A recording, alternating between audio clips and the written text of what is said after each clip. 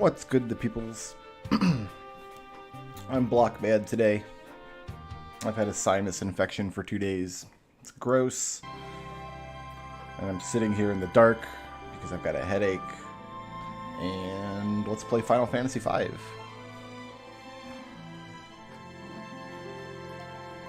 For some reason. Get my windows situated here.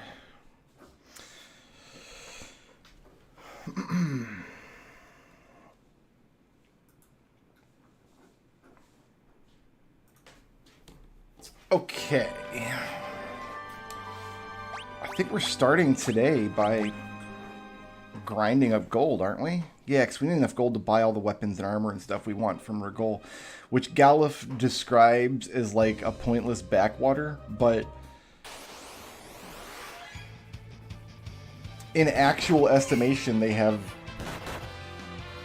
the best equipment we've seen in shops by far. You're rocking a Blitz Whip. I just want to make sure nobody's got my healing staff on order currently. Ancient Sword. Wind Spear. Death Sickle.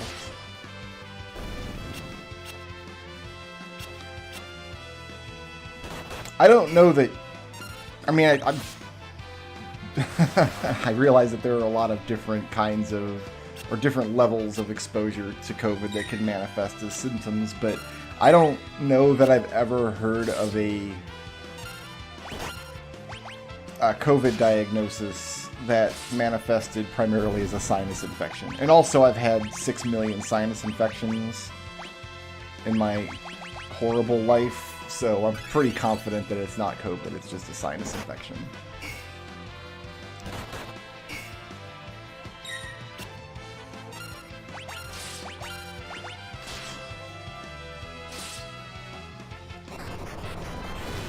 Oh, we olded him. So yeah, we just need to do some fighting around here for a minute and get enough gold to continue. With what I'm finding with freelancers as opposed to like other jobs, like I'm really not interested in buying the equipment to get my party like actively equipped. I find that I'm wanting to buy equipment in order to have a wide variety of equipment at my disposal. Because I have been swapping weapons a lot throughout this whole run. Which I guess is a side effect of... Like, it makes sense, right? Like, it's a side effect of playing with just freelancers.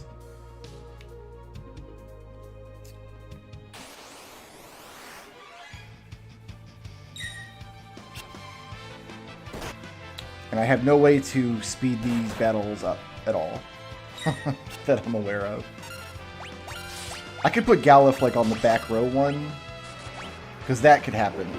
Getting a death proc on a monster that's already taken several hundred points of damage is kind of pointless. So I guess I could do that to kind of optimize the fight a little bit.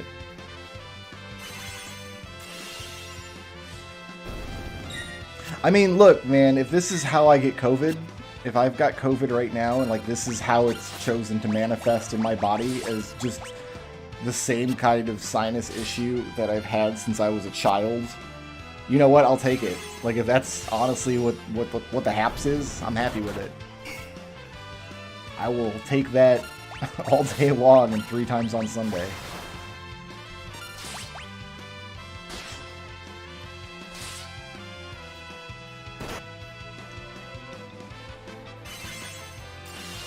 As miserable as my face is right now, like I'm not going to end up on a respirator with a sinus infection.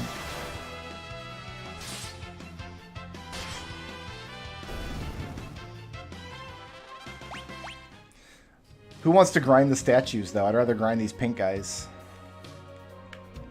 I'm not in any kind of hurry.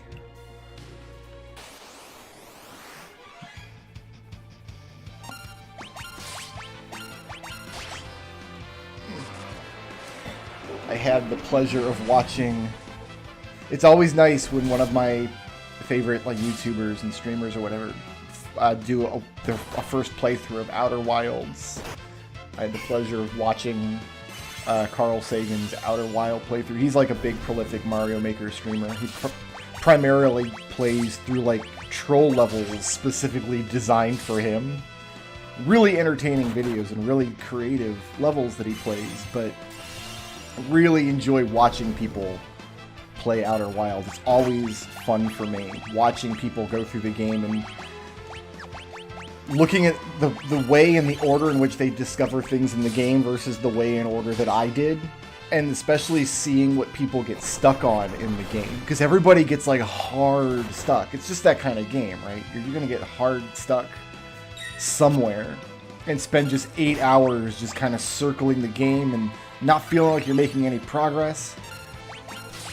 Because I felt that way when I played it. The thing that I was stuck on for most of an 8-hour play session, during which I feel like I didn't advance anything. I didn't advance my knowledge of the game. When I wrote my like thoughts on the game for my website, I think that's what I said. Like I spent 8 hours doing nothing. But watching Carl play and the things he got stuck on, I realized that you think you're stuck and you think you're not making progress in Outer Wilds. And that state can persist for a long time. For me, it was a full 8-hour play session. I sat down one day in the afternoon and I didn't get back up until midnight. So yeah, about 8 hours I want to say. But during that 8 hours, I actually did, like I didn't discover anything new, but like it galvanized. What I realized is like it was galvanizing my understanding of the world and making connections between things in the world. None of that helped me to get unstuck, but without that process of being so stuck, I had no recourse really but to kind of orbit the game and kind of just meanderingly poke things and hoping something would shake loose. Without that process, I would not have come away from that game with as good of an understanding of its complicated backstory and like intricately connecting puzzle web and things. And I didn't realize that I had had that experience until I was watching somebody else go through it who had the pretty much same experience, but as a third-party observer. I think it's very interesting. I'm not sure I can name another game where that's happened to me with.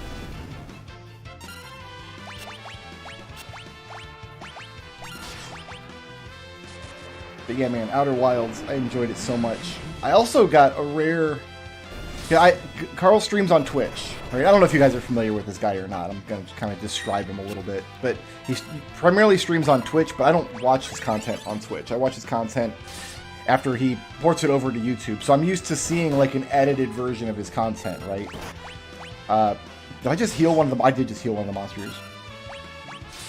Oh, I'm so good at this game. I'm not going to waste a Phoenix down that's 1,000 gold. I'm going to complete this fight and then go stay at the end. But yeah, he uploaded his Outer Wilds series completely unedited, so I got to see some like sides of his personality that typically don't come through on an edited YouTube video, including like anger at his chat. It's like, oh man, it's been such a long time since I've had cause to be really upset at my chat streaming, because it only happened to me streaming blind games, because people would come in and either like tell like spoil the game, like either explain what it is you're missing, or they would get like, you have people in chat like getting upset that you didn't notice the thing in the game. But yeah, there was a moment where he paused the game and just yelled like screaming obscenities at somebody in his chat until the moderators banned him. I'm like, yep, I've been there. I know what that's like. Oh, I forgot there's a cutscene at this inn. Whoops. Sorry, I triggered a cutscene.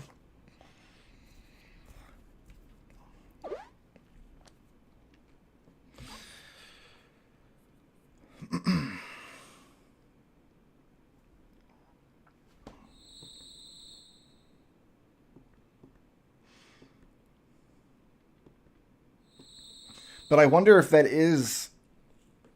I've suspected for years, but I wonder if it is like an important ingredient to those kind of exploration-based adventure puzzle games. Like, the ones that I play that I never get frustrated for a long time in the middle of them, I tend to not remember. I wonder, like, you can't have a great experience with one of those games unless you hit that sort of frustration speed bump partway through it. I've suspected that's the case for a while, and it did happen to me both during Outer Wilds and during the Outer Wilds DLC. And I think in both times it actively enhanced my experience with the game coming away from it. Like, you've got to be frustrated a little bit so you can really experience the full breadth of everything that the game wants you to experience. If you just burn through all the content, you don't have time to just sit and digest some of it. So yeah, I suspect that's part of what makes the game really special to me. I don't know, I've just been thinking about Outer Wilds a lot because I've been watching it. And I'm trying to find, like going back through some old backlogs. Has anybody else played this that I haven't watched yet that I should watch?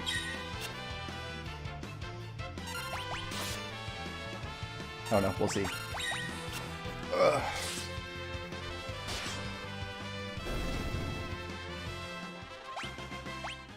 I've experienced some frustration with the game that I am actively playing right now. On my own, I'm playing Horizon Forbidden West. And yeah, there's some frustrations in that game too. Because it's the same... I'm noticing it more and more. I don't play a lot of AAA games. I don't play a lot of the like top shelf games that get released that all kind of follow the same open worlds, like icon checklists, like just follow one icon to the next on the map kind of checklist game, where typically you have 2 or 3 different avenues by which you can resolve almost always combat conflicts. Like you can just go in direct combat, or you can stealth, or like depending on the game, like you can be a hacker or whatever and avoid conflict that way.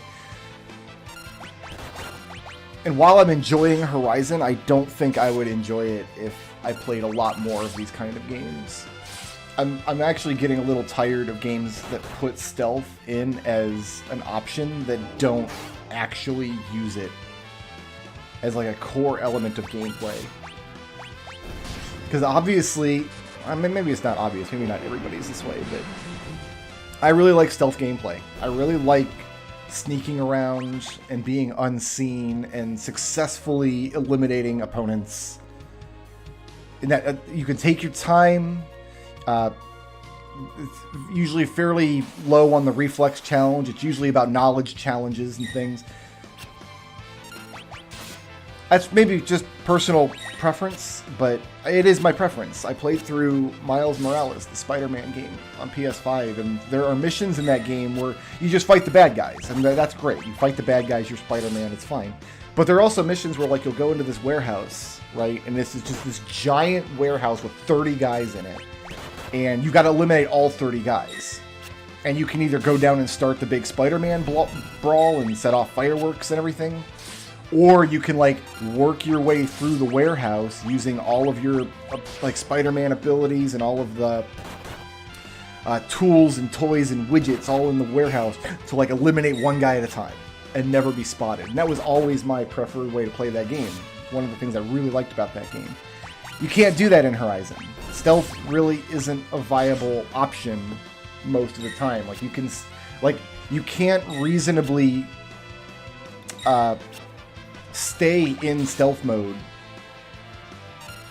once combat starts. There's really no good way to get back into stealth mode. The game tells you there's a good way. They say throw a smoke bomb that you can get back into stealth, but you can't. I've tried it.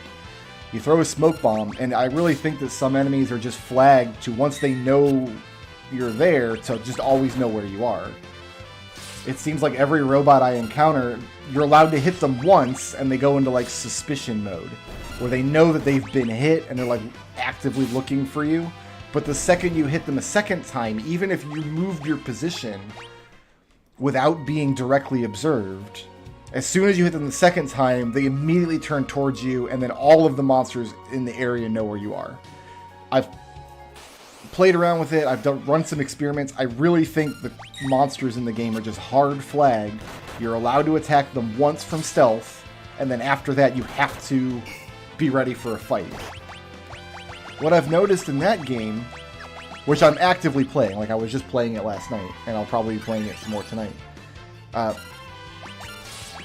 What I've noticed is, like, once I'm resigned to just fighting the combat, like I just stand my ground and I'm ready to just fight and dodge roll and use all my weapons, like, the game is pretty good. It's fine. I actually, the combat is completely reasonable. It's not too hard. Enemies lampshade their attacks pretty well. Everything gets telegraphed properly. Your weapons are more or less pretty effective and do what they say. Like, the combat's fine once you get into it, but my mindset is always like, oh, I messed up the stealth. Like, I've already failed this combat, and I've taken a big hit that I feel like I didn't deserve to take. So I'm not in the mindset for, like, the action game stuff right now. And I kind of resent the game for just even giving me the option. Like, why did you even give me all this stealth stuff if I'm only at, like, the maximum I can do with it is get one attack on one robot? And I know that the answer to the question is just, like, a cynical, oh, like, all games need to have this option right now because it's a popular way to play games, is to have a stealth option, even though it's not a stealth game and it's not even pretending to be a stealth game. Even the human settlements, like where you go in to fight a bunch of rebels, and like they're set up like a classic base busting sequence, like a Metal Gear or Spider-Man sequence where you go in and there's 30 guys and you got to take them all out. But even after a couple of stealth takedowns, like the whole place is just on high alert. Like everybody knows somebody's there. Even if you go wait out all the suspicion meters, like you can't proactively do anything while you're waiting out suspicion meters because none of the enemy AI works the same. All you can really do is sit in the magic stealth grass and wait for 3 minutes and then hope they all go back to their roots and then kill 2 or 3 more guys and then go back on high alert again. It's bad stealth, and it's really frustrating that the game even pretends like this is a viable option when it's really not. I just need to bite the bullet and get like an actual stealth game. Like I need to buy that Hitman trilogy or something and play like a real, actual stealth and sniping and hiding and camouflage kind of game, if that's what I want. Yeah, I find I'm resentful for the game for even pretending like it's an option when it's not. Still a good game. It's just that frustration I'm noticing more and more because I feel like I played the game wrong for a good amount of time.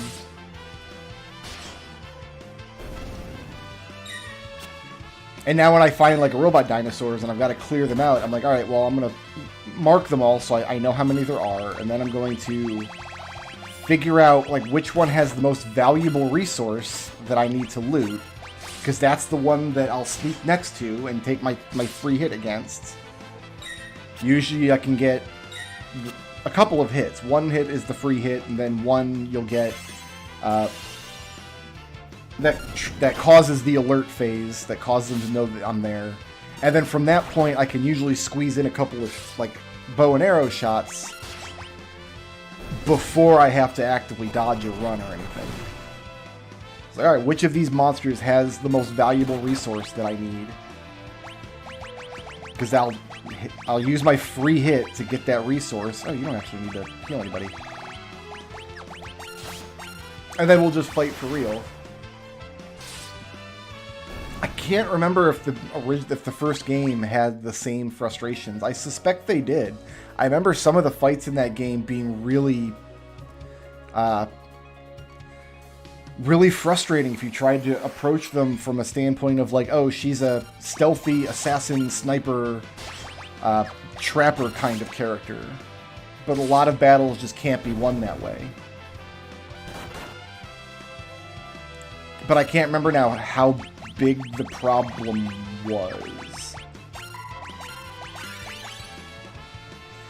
I am glad I'm not streaming the game, because last time I streamed Horizon was right after Breath of the Wild came out, and a bunch of people came to my chat and was yelling at me for playing the wrong open world game. And of course, now that this game is like Elden Ring just came out, so I'm sure if I tried streaming Horizon, I would just get people in my chat yelling at me for playing the wrong open world game, because I'm playing Horizon instead of Elden Ring. I get the sense that Horizon is not a very well-regarded game series. Like, I don't really see a lot of positive buzz about it,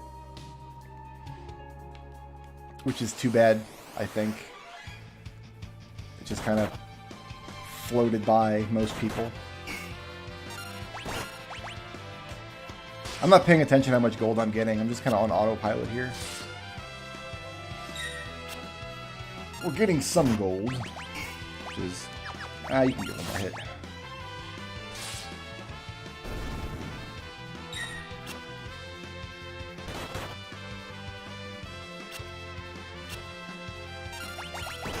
But even the Hitman games are like less stealth games and more like memorize the level and then plan accordingly kind of games, I think.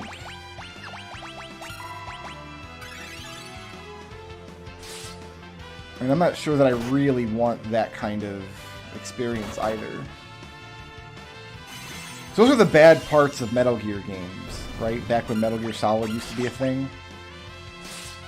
Like, a lot of Metal Gear Solid games were great, but there are parts of pretty much all of them where it's just, well, if you know the... Yeah, you got the healing staff. Like, really, the only reasonable way through this area is just to already know ahead of time where the guards are and where they're going. There's not really a lot of good room for improvisation, etc. And it kind of looks like that's what Hitman is, too. I have never actually played through a Hitman game, so I don't know for certain, but like watching videos and things that people play the Hitman trilogy, I kind of get that sense from them.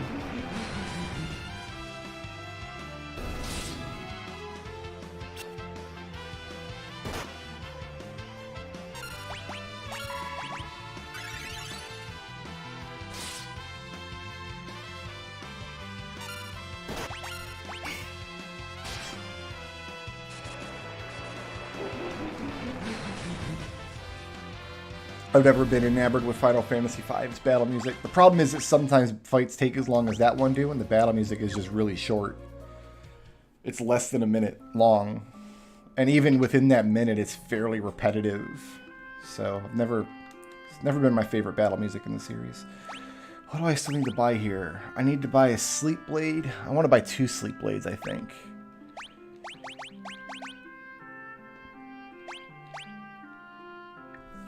We'll buy a Chain Whip. I'll buy one. I think I want one more Sleep Blade, perhaps.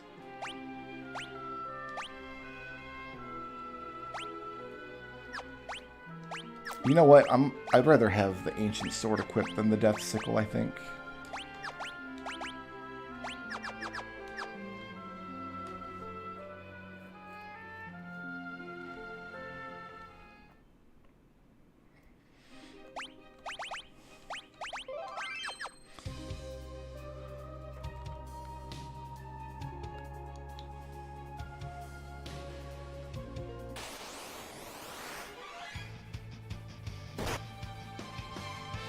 Let's see what this whip does for me.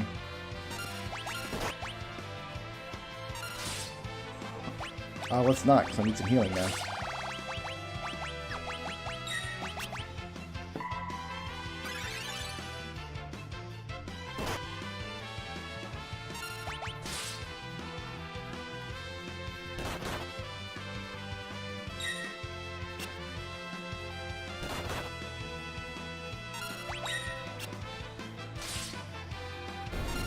Yeah, I've been watching Outer Wilds, watching one of my favorite YouTubers play it, and like having a bad chat experience. And it's because I've been streaming for so long myself, and I've had that exact experience myself. Like, there were a lot of times you could tell, like, he's just focusing on the game and just ignoring chat entirely. Like, chat's doing something. Because when that happens, the only thing you can really do is you've got to kind of pretend like you either don't notice or that it's not bothering you. To try to help right the ship when you get a stream into that position. So when I notice other streamers like getting into that position, like having that experience, like, oh, I can tell like right now they're having a rough time and trying to pretend like they're not for the sake of the stream, like, oh, my heart goes out to them.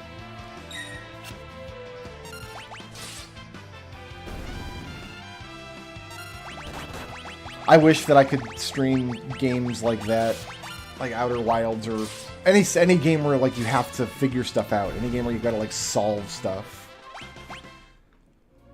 Because those are some of my favorite kind of games to play, and I think you can only have a first experience with them once. But I know from experience that trying to stream a game like that is just always a bad time for me. I've never streamed like a puzzle or adventure game blind and not had puzzle solutions spoiled. I don't know if it's possible.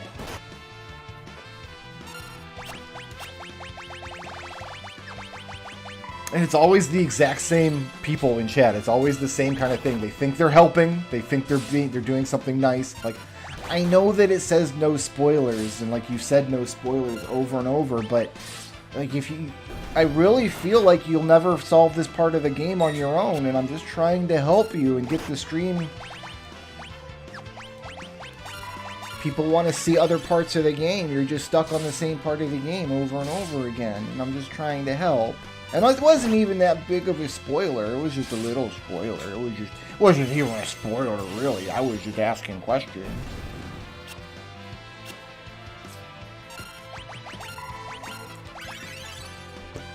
So watching that series has caused me to reflect on all of the times that's happened to me over years of streaming.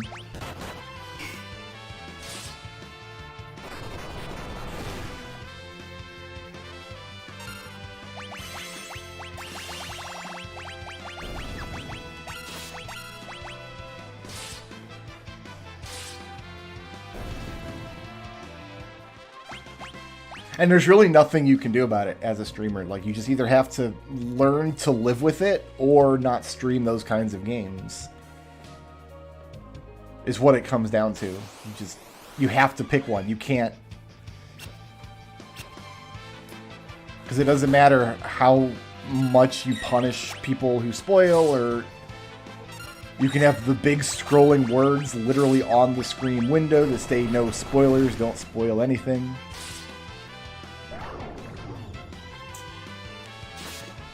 It will always, always happen. Because here's an interaction I've had probably literally 1,000 times over the course of streaming in all kinds of games, not just puzzle games necessarily, but all kinds of games. Bartz needs healed. I don't know why I had her attack. I'm gonna defend with him in hopes that he survives. So I'll be playing a game, and when I play a game, and I think this is very common, like, part of what I do as I'm figuring a game out is I will, like, ask rhetorical questions of myself. I do it even when I'm alone and don't have a live microphone. I'm sure tons and tons of people do. Like, you'll go into a room and you'll be like, alright, now what do I need to do in this room? You know what I mean? Or, like, it says I need a blue key. Did I see a blue key? Where was a blue key? I think the guy back in the town mentioned, like, he lost a blue key in the sewer. Did I hear the guy say? Like, I'll ask rhetorical questions, and then some hobnobber in the chat will answer the question. Oh yeah, the guy said a blue key was in the sewer. You gotta go to the sewer. The entrance to the sewer is over there by the guy that sells the rabbits. And I'll be like, I didn't want to know the solution. Well, you asked. And I know it says no spoilers all over the stream and in big scrolling text and flashing with the little guy, but you asked a question, so I thought it was okay. I've had that interaction 45,000 times with people.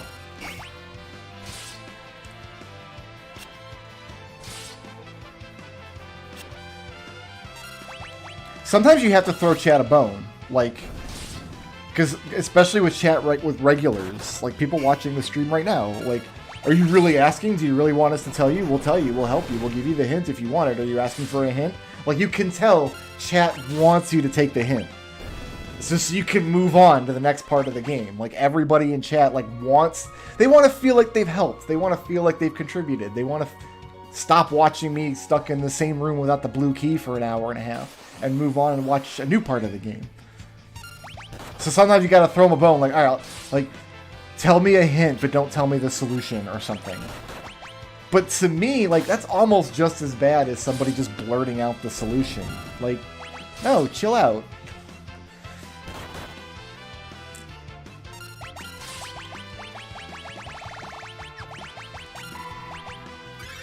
Anyway, I decided several years ago that I would stop streaming blind runs of games.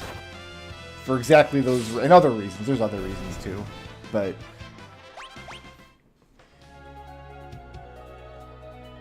I've had games that I should have enjoyed and had my experience with them kind of ruined just because of chat problems trying to stream the game. It's nicer to deal with issues like I'm having, like frustrations and things like I'm having with Horizon, even though I mostly enjoy the game and I want to complete it. I want to keep experiencing it, but it's nice to not have to deal with those frustrations while also putting on a stream. I don't feel like I have to I don't get any anxiety, like performance anxiety, because I'm not performing for anybody. It's like I'm stuck in this ruin I was stuck in a ruin for almost an hour last night. As far as I could tell, it was just this big empty room. And my little scanning focus didn't pick up anything interesting against any of the walls. I thought I was trapped in this room, and I was starting to think, am I soft locked? Did I fall into a place that I wasn't supposed to be yet? That the developers didn't intend me to get into? Because I was kind of Skyriming around some mountains, and I found a door. Was I supposed to go in this door? Like, what's the haps here? What's going on? Turns out I just missed an entrance. There was an entrance that was not very well signposted in the room. Like a doorway that from a distance across the room didn't look like a glowing doorway. And when you were close to it, it was like kind of around a corner of a more prominent facing map feature. So when I was far away from it, I couldn't tell it was a doorway. And when I was close to it, I couldn't tell it was a doorway. So I kind of just ran circles around this room almost an hour. And I was in this very zen state, like, all right, whatever, I'm stuck in this room, but I'll figure it out. It's whatever. And if I've got to reset and reload an old save, that happens too. But man, if I had been streaming during that process last night, I would have been so anxious the whole time. And my mood would have just been deteriorating. So I have to have those kind of experiences, but I have to have them on my own. So the story in Horizon 2. So here's the problem with the story in Horizon 2. And I haven't completed it yet, so I don't know how the story ends. What level we're going to need to clear the game this way? I don't suspect we'll need to be that high of a level at all. I would be surprised if we have to go beyond level 40, honestly. So, okay, the original Horizon Zero Dawn, which is one of my favorite games on the PS4, easily. I loved Horizon Zero Dawn, even though the state of playing it was very frustrating for reasons that I've just gone into. But the premise of the game is so cool.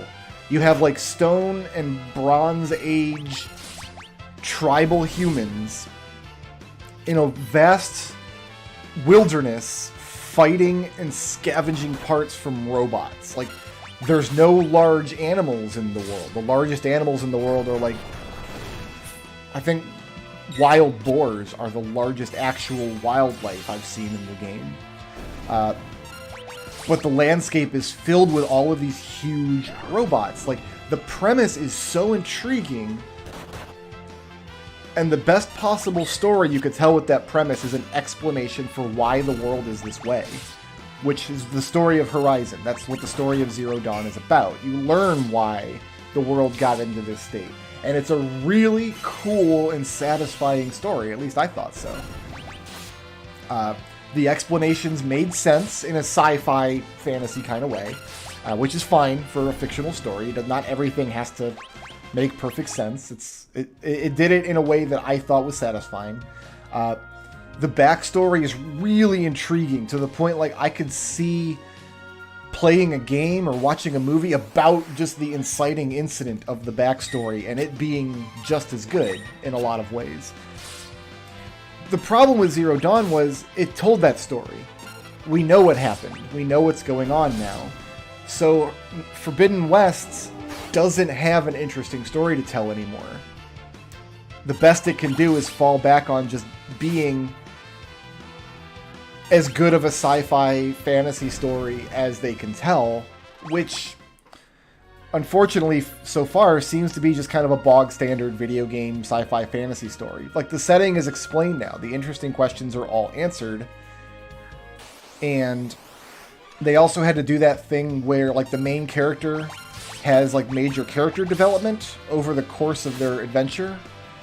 But now we're in the sequel, and the character development is over. So, do we find some new angle, some new character arc to send them on, and change who they are? Or do we just reset the character development, pretend like it didn't happen?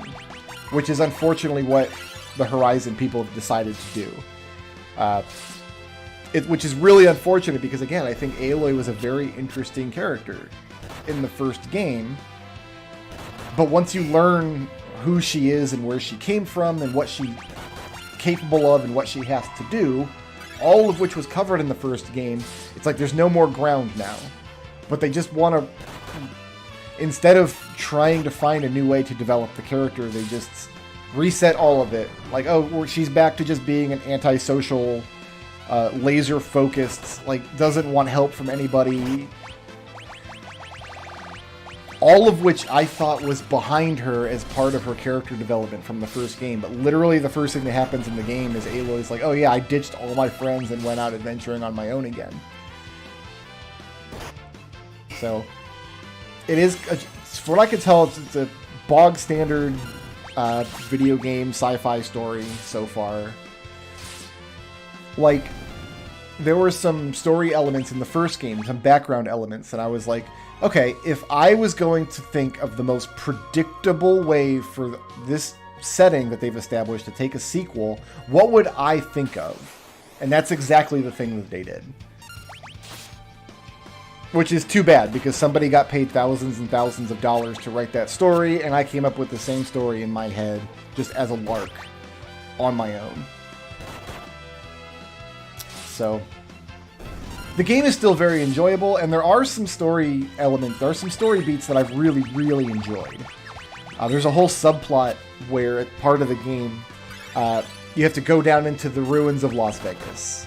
And the way that they've transformed Las Vegas and the backstory that they decided to...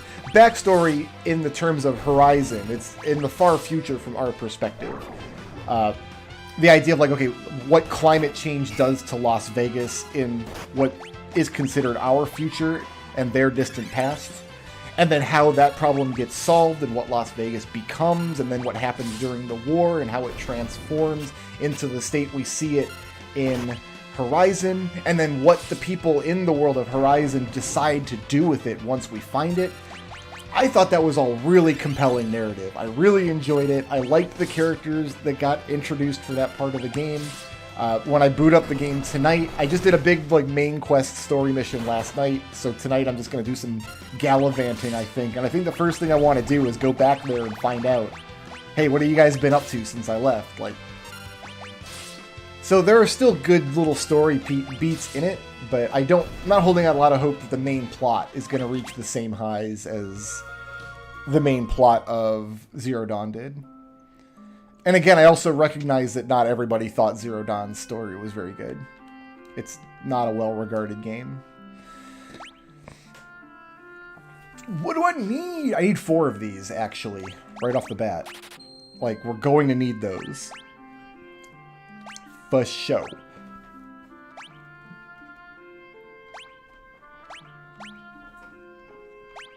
Is 3 points of defense worth giving up a point of agility and 5 points of weight?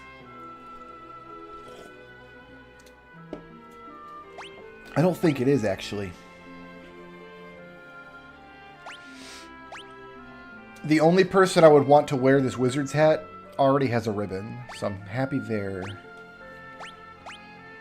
So 5 points of defense. Maybe. I'm going to buy 3 of these. Oh, I'm going to buy 3 of these first. Shields are more important. Oh, I can only afford 1.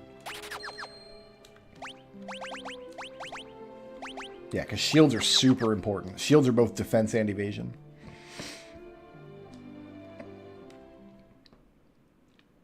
Part of it is, too, I will admit, part of it is, too, I've been looking forward to Horizon 2 for a very long time. And for those of you who don't know, I spent a lot of time last year, like a stupidly large amount of time, trying to buy a PlayStation 5. And it was a really stressful process. It sucked for a very long time. And I spent a lot of that time looking forward to playing Horizon.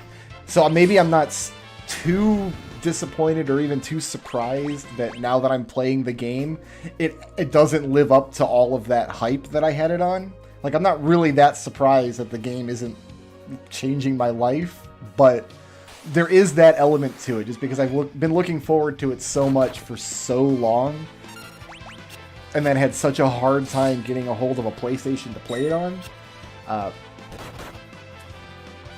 The flip side of that coin is, on a lark, when I did get the PS5, I bought that Spider-Man game, which was super good all the way through.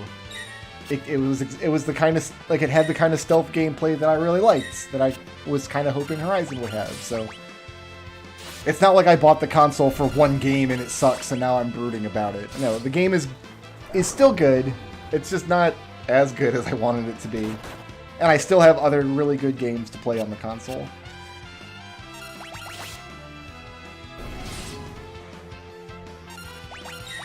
There are New Game Plus options in Spider-Man that I might want to maybe do on stream or something at some point, or do a YouTube series for them.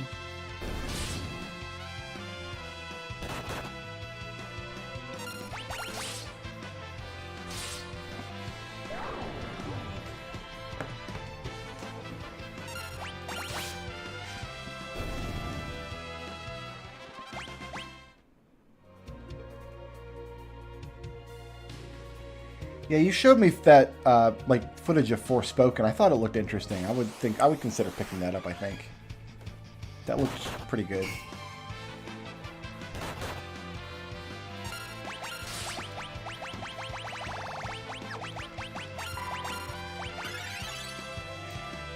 But yeah, does anybody else have this issue? Have you noticed, like, the sensation of you put in it's a new game, and the game is like, hey, there's like 8 different tech trees to go through. Like, there's a bunch of different ways you can approach this game. You can be combat focused, you can be hacking focused, you can be stealth focused, like, but you play the game and you realize that that's actually not the case. Like, you can play the game wrong. Like, oh, I put all my stats into social skills, and there aren't really a lot of social skill checks in the game, it turns out, where there are a lot of mandatory boss fights.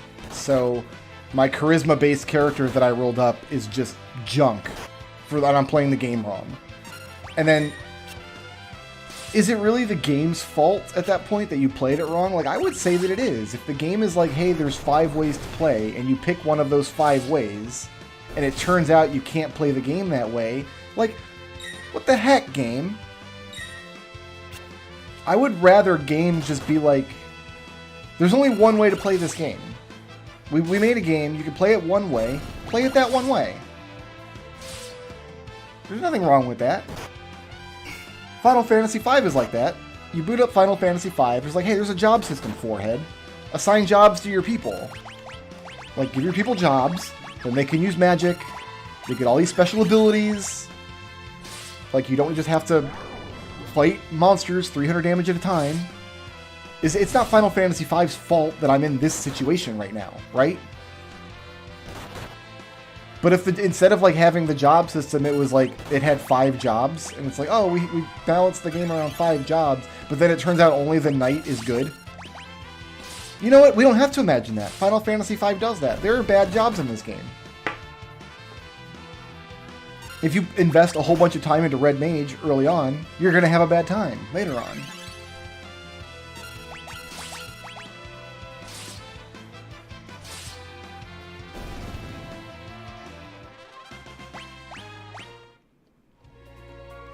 See, I played most of Skyrim as a stealth magician archer, because I knew from Oblivion that if you hyper-focus in an Elder Scrolls game, like on just one thing, you will hit a point where you're just done. Like, so I knew that I had to at least be a hybrid character. So in Skyrim, my character was like a stealth sniper, but also a magician.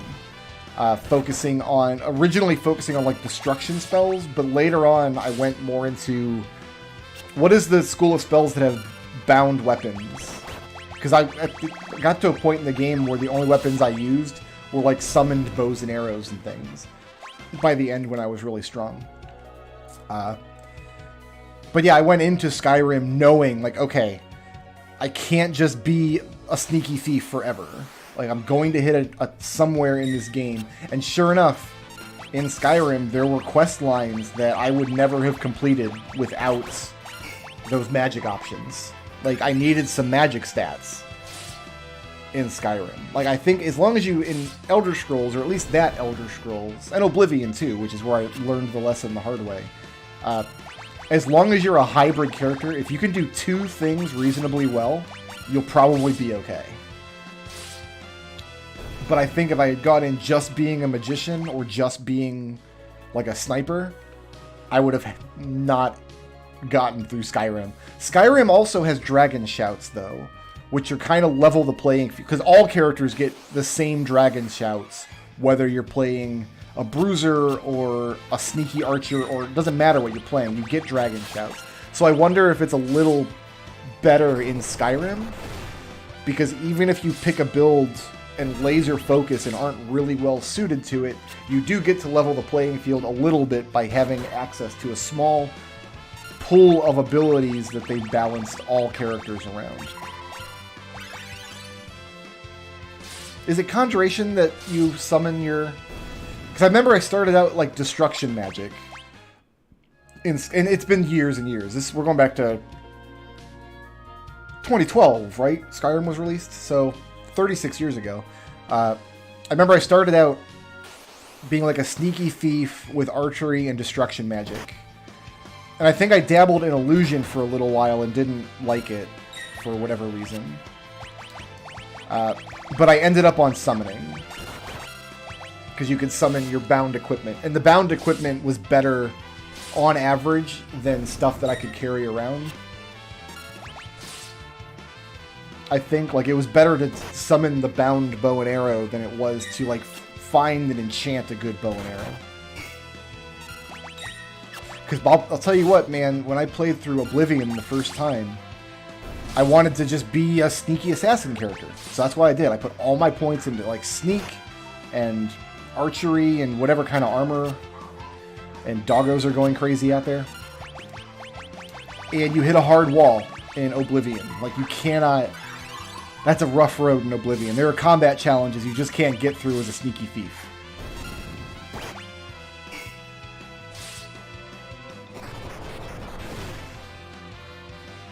Of course, in Oblivion, I then learned about how to get 100% chameleon gear relatively easily, and then there was no challenge in the game at all, so maybe it evens out.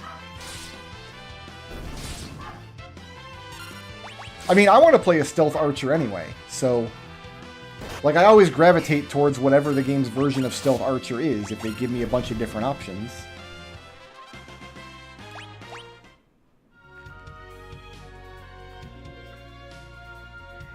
I want to play a stealth archer in Horizon, and the game doesn't let you. Unfortunately, like... Which is, it's so weird, because once you resign yourself to like, okay, I've just got to fight the robots head on. There are 5 robots on the field, I know what they are, I know where they are, I know what their weaknesses are, I've got the weapons. Once you get into that mindset of just fighting them head on, it's really good combat. It feels really good. You've got your bullet time. Your character's really fast, very agile compared to the monsters you're fighting. They're really big and kind of slow and sluggish. They telegraph all their attacks. Nothing is too hard to dodge. There's tons of healing available everywhere, so you can make a lot of mistakes. It's really easy to disengage from combat and leave the area if you don't want to finish fighting them. Like, the combat feels really good, and it really rewards knowing your enemies and knowing your weapons well and picking the right weapon for the right job. I don't know why they didn't just go all in on that.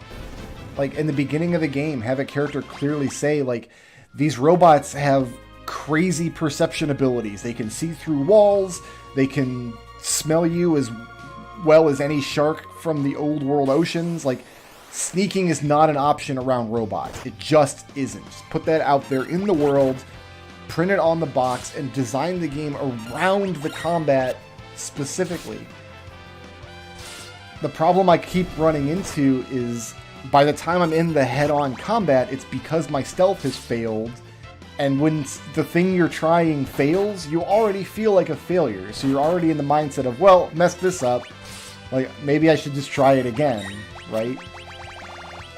So a lot of times, in Horizon, I would lose fights that I shouldn't have lost, simply because the psychology of the situation wasn't in my favor. I remember I did that a lot in Zero Dawn as well, because Zero Dawn has these big dungeons you go into, the robot dungeons you go into, and at the end there's like a big robot fight. Like, it's a boss fight. Usually you're just fighting like one of the giant robots from the area, and it's usually the first time you've seen that kind of robot. You're gonna fight a bunch of them later out in the open world, but you can't sneak around them. And I tried a lot in those fights to use my sneakiness and use stealth and sniping positions and lay down traps and try to goad the monsters into the traps, and getting frustrated that it wouldn't work. And having those same kind of issues in the sequel now. It's like, I just need to realize that the game is lying when it says it has stealth gameplay and just not do it much anymore, which is what I did last night. Last night, I'm like, every robot fight I approached was like, all right, I'm going to get 2 free shots. I'm going to get 1 shot from stealth, and then I'm going to get the 1 shot that triggers the fight. So pick out the robot that has the most valuable thing that I need to drop, hit the part that drops it, and then make sure I do that from an advantageous position that I can then just start the fight. And I had a lot of success doing that last night. I got a lot of work done. I didn't reload quite as often. The game feels a lot better to me, approached in that way, and I wish the game had done more to guide me to that playstyle from the outset, rather than try to pretend like it has this viable stealth gameplay when it doesn't.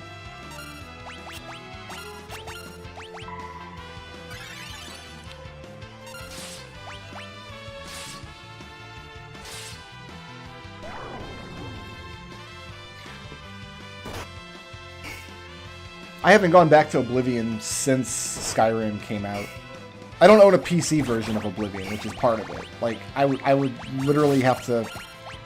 Actually, I can't play Oblivion right now. I need to get an Xbox 360 that works. I should probably focus on that. I should probably make that like a prioritized purchase this year, because I imagine it's got to be getting harder and harder to find 360s in good repair, right?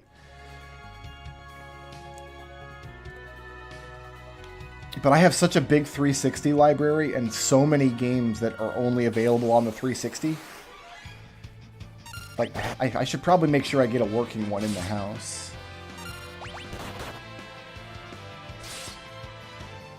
I don't want a deep experience from Elder Scrolls. I never have. I want to boot up the game and just zone out and explore in random directions and amass wealth in like a house in a city somewhere that I've arbitrarily has decided is my home base. I don't know what deep Elder Scrolls gameplay looks like.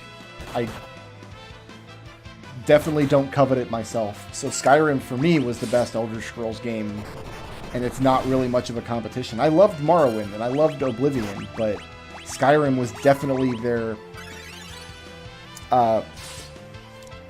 like the pinnacle of their refinement on a formula for me.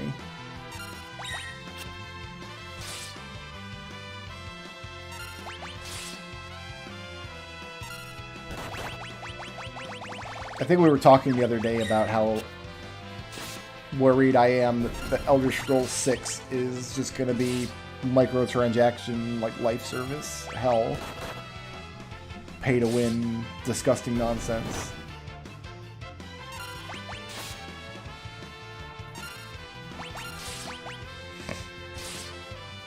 I didn't play much Daggerfall. I've never owned a copy. I had a friend back in the day who owned it, and I played it a little bit, but like, that's not really a game you can just play for a few minutes at a friend's house, right? Like, you've really got to dig into a game like that. You've like got to have big buy-in.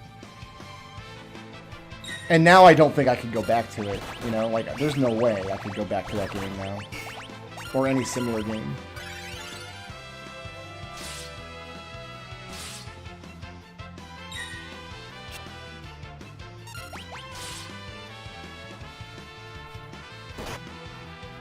And I've had a bunch of people tell me, like, how come you like Skyrim but not Fallout? Like, I don't get it. Like, you can play Fallout 3 or 4? Like, you have to aim guns in those games. They're shooting games. They're shooter games that are kind of in a Skyrim-style formula. But I can't aim very well. So any combat based around aiming that doesn't...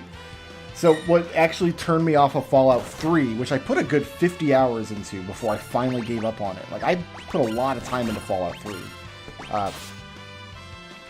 I realize 50 hours isn't like a lot of time to complete one of those games. Like, these games easily stretch out far beyond 100. But I think 50 hours is enough time to be like, all right, I know that I don't like this game. It's okay for me to put this down now.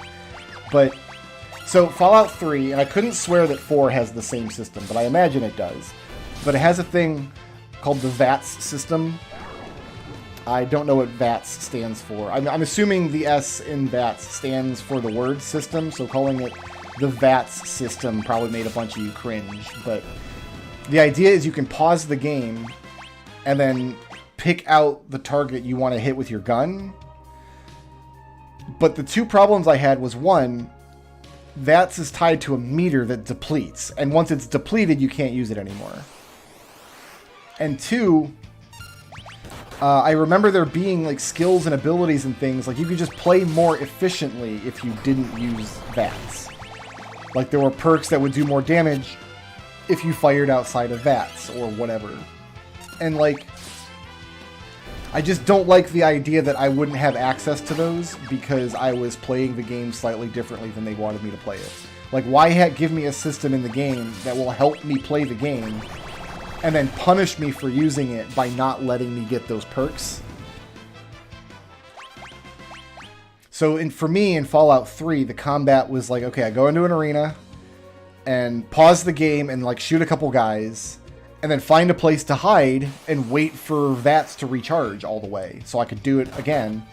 And it got to the point where like I would have to do that process like 10 times to fully clear an area out, and it was just so incredibly dull. And it wouldn't always work. Like sometimes I would painstakingly VATS my way through like 30% of an area and then get locked down in a firefight where I couldn't retreat from easily and get killed or run out of ammo or whatever. And then I just have to reload my save before the 20 minutes I spent painstakingly VATSing my way through the area. It just wasn't a good experience. So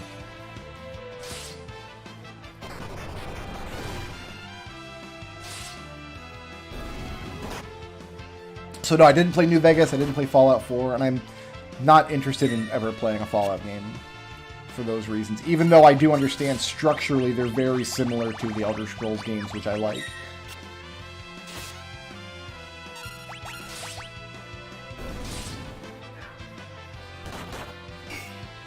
Because that's a conversation I've had 50 million times. Huh, you like Skyrim? Did you like Fallout? Nah, I don't really like Fallout. I don't really like shooting games. It has VATS. What's your problem?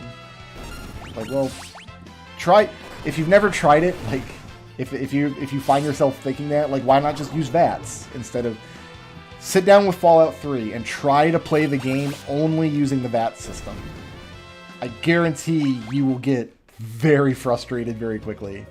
It's very slow, and it punishes you for using it. And I don't like when games punish you for using the things that are there to help you play the game. It's like the Sega Genesis days where you play a game on easy mode and you, after level 5, the game is like, alright, well, we're not going to let you play level 6 because you're on easy mode. I hated that in 1993 and I still hate it today.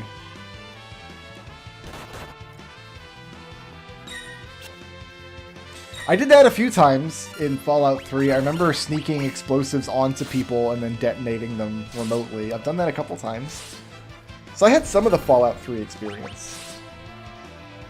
And I don't care about role-playing either in those kind of games. Like, this is a very elitist of me to say, but my feeling is like, oh, if you need to play...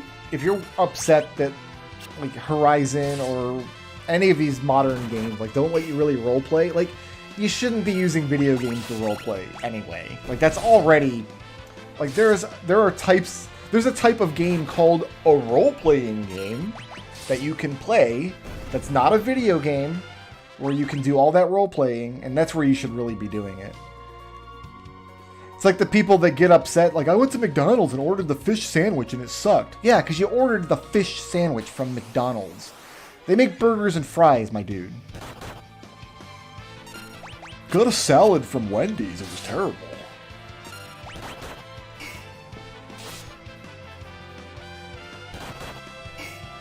See, I do all my role-playing in the place where the role-playing is supposed to happen, and then when I play a video game, especially Elder Scrolls games, like, I just don't role-play at all. I don't care even a little bit.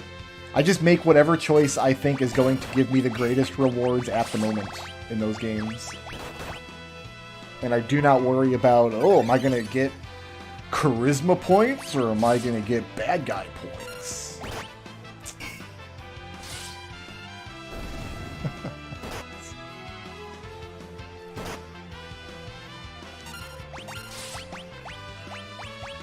I mean, I guess I have bad news. If, like, if you're trying to play, like, Elder Scrolls or Fallout type games as, like, a surrogate role-playing game because you can't find a role-playing group or whatever, the bad news I have is that your surrogate isn't very good. Like, I'm sorry, but you're just not... I'm reminded back in the day I had a buddy on IRC who bought the DS game Nintendogs. I also bought Nintendogs. I thought it was cute, whatever. But, like, he's like, yeah, I bought Nintendogs because my apartment complex won't let me get a dog. I'm like, dude, it's a cute little game, but it's not a replacement for owning a dog, and it's not even close. Horizon has these little role-playing options, and you can't roleplay. Aloy's a written character. She's done. She's complete. You can't really influence her personality or her decision-making at all. But they still have these little role-playing, I don't even know what you would call them, features, where, like, sometimes your 3 dialogue options would pop up, and one is a brain for the smart option, and one is a fist for the bully option, and one is a heart for the compassion option. And they're all still things that Aloy would say. Like, they're all still things that are completely in line with her personality, which isn't very good in the second game, but still. So I don't even really know why that feature is there. It's so... there's not even, like, a system to keep track of. There's not, like, an alignment system that'll reward or penalizing you for taking different options. It doesn't seem to alter the course of the quest. Just what dialogue option do you want in this one moment is the only thing it seems to impact.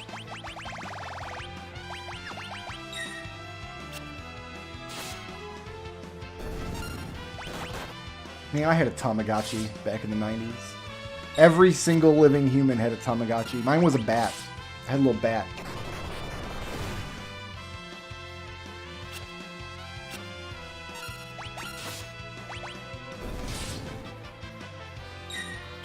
I guess that's the thing, though, is most of these games that have quote-unquote role-playing aren't actually making the world more interactive.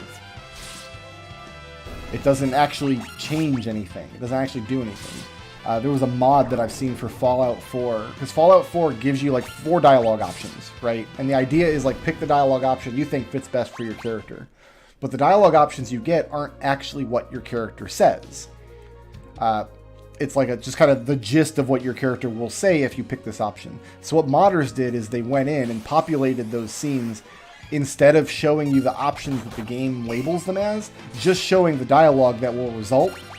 And a lot of those options just show 4 identical lines of dialogue. It doesn't matter what you pick. The game doesn't care. It says the line of dialogue they've recorded for their voice actor anyway. And it has no bearing, doesn't change the scene at all. So, and the game has a lot of these cases. So you don't really notice it if you're playing the game as it's designed, but when you look under the hood a little bit, you're not actually affecting anything with your interaction. Which to me is the reason to have interaction. Like, I don't like having game interactions that don't matter at all.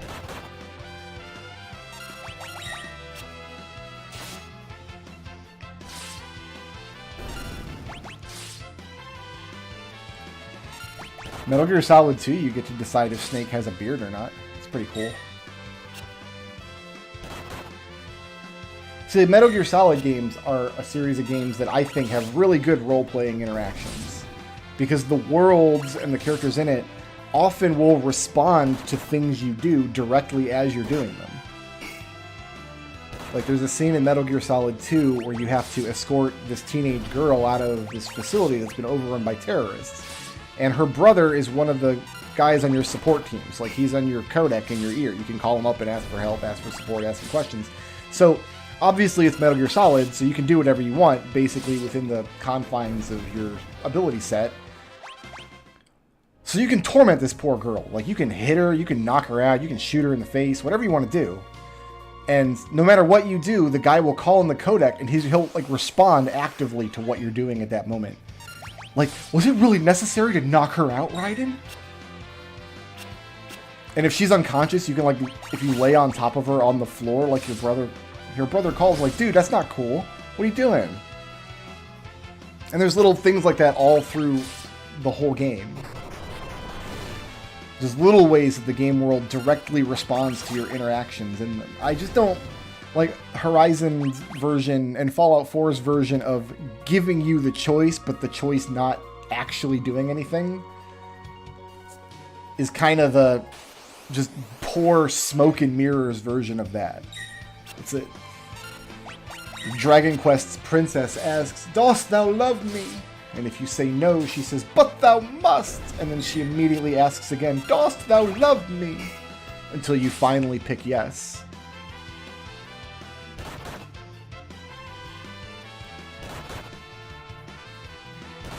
I feel like I tried to roleplay in Morrowind for a while, until I realized the game wasn't reacting to it at all. I'm like, oh, okay, this doesn't matter then. None of this matters.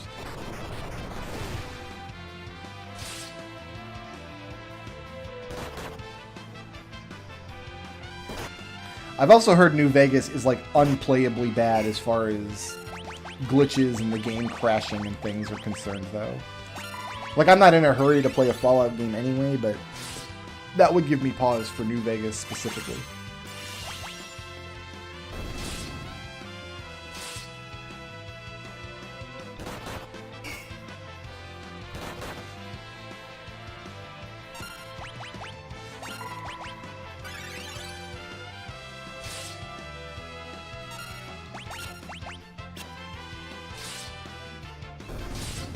See, I don't think it's a false dichotomy, though. I think, I just like was saying, Metal Gear is a great example. Metal Gear Solid 1, 2, and 3 especially, but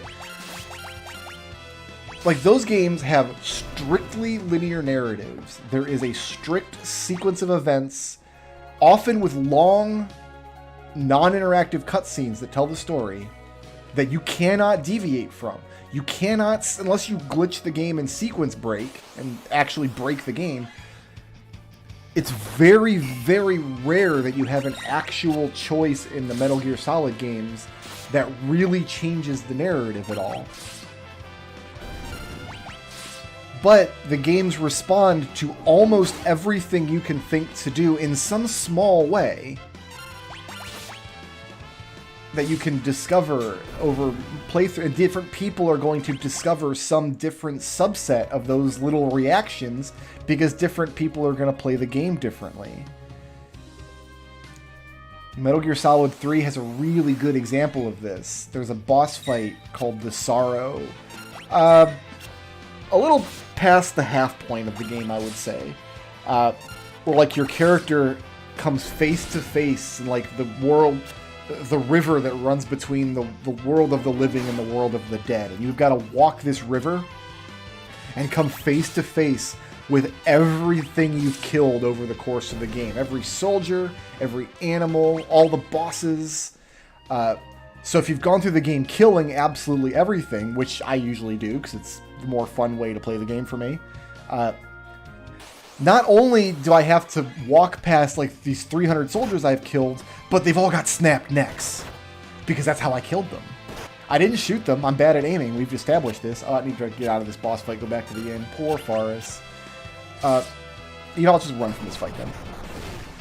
I didn't shoot them. I snuck up behind them. I used Vitamin K to slam them to the ground. Then as they started getting up, I snapped their stupid necks. So the game responds to that by having me walk down this river with all these dudes with snapped necks. Of course, if you are really good at the stealth and you do perfect ghosting stealth and you've never killed anybody, you walk down the river and it's empty. There's nobody there. And even individual soldiers in that river will be reacting to certain things. What's the weirdest, the most esoteric one I can think of? Okay, so here's something you can actually do in the game. Is there are vultures in the game. I need 2 more of these. Hold on, I'm going to do my shopping here. I think I do want all 3 of these. And then I think that does it for armor. So let me equip all these.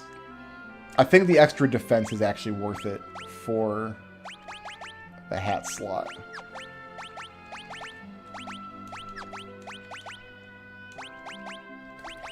Alright. So what do I still need?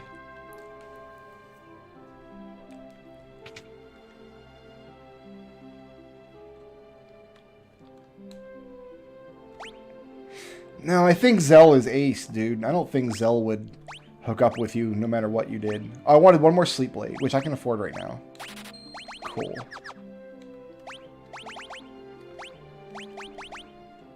Yeah. I'm happy with this setup. We can move on now, finally. So, okay, you can kill a soldier on the cliffside where these vultures are. And if you stay on the map long enough, eventually the vultures will start circling, and they'll go down and they'll start picking at the guy, right? Vultures are scavengers. It's what they do. They like to eat corpses. So, you wait for that to happen. Then you kill one of the vultures. And in Metal Gear Solid 3, we need to not fight this. In Metal Gear Solid 3, when you kill an animal, you can keep its meat on hand. Because there's a stamina system. You've got to eat over the course of the game. And the vulture meat is one of the meats you can keep on your person. So, you can wait for the vulture to feed on the man's corpse. And then you can kill the vulture, and then later eat the vulture meat. And if you do all of that, before you get to the river between the worlds of life and death, there will be a soldier on the river who's like, "You ate me! I can't believe you ate me!" Those are the kind of, those are just minor storytelling interactions, but they're really strong and they stick with you. And this is in a game with a very linear story, with a character that you're not role-playing. Like, you don't really get to choose what kind of guy Snake is.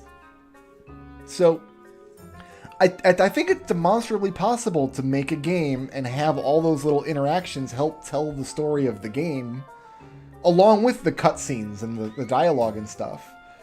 I just think most game developers through the years, actually, just choose not to do it, because it's very hard. It's very hard to get right. So, yeah, I just think most developers just don't do it. Horizon certainly doesn't. The interactions you do in Horizon are mostly just limited to combat and climbing and stuff like that.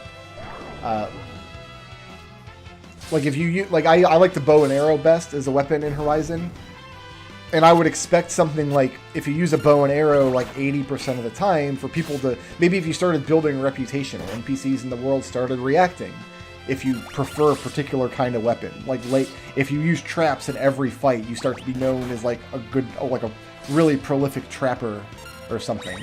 The game doesn't even respond in those kind of basic ways.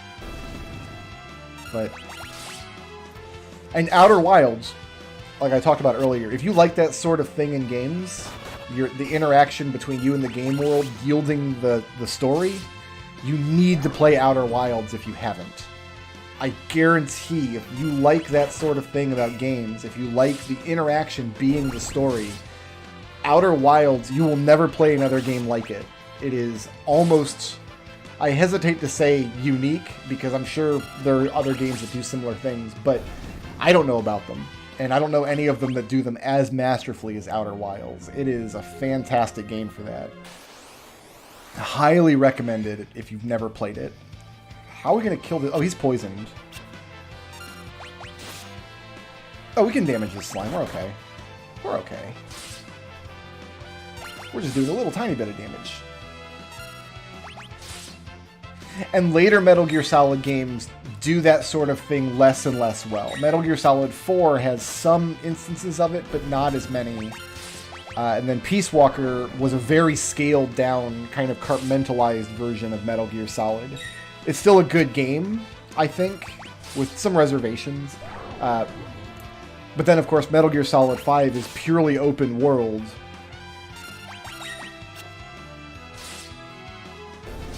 And so does it even less than that.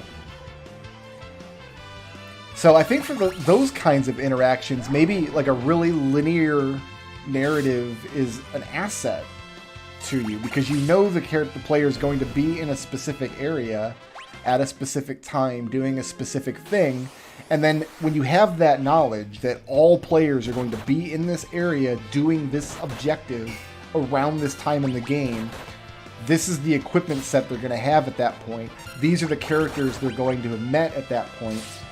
I bet it's easy is not the word I really want to go with, but it's probably really easy to look at the game in that state and be like, okay, let's find 20 things players might do and then write a reaction for them.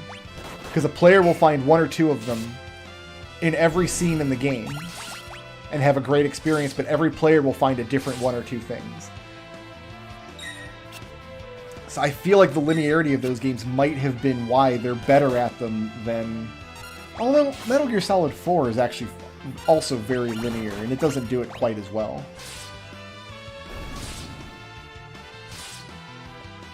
Metal Gear Solid 4 and 5 have other reasons that they're good games. Like, there are things Metal Gear Solid 5 especially, the Phantom Pain can do that the first few games in the series could have never dreamed of, that set it apart. So, like, I'm not knocking the Phantom Pain especially, I thought was a fantastic game. An exhausting game, but fantastic. Although it did still have some cool stuff, like you could call in support from your base and they would like airdrop supplies and stuff to you. And like you could target, if you knew a sniper was in position, there's a boss fight against Quiet, you could do this. If you knew her exact position, like if you find her on the map, instead of revealing your position, you could call in a supply drop and they'll drop the supplies on her head and knock her out.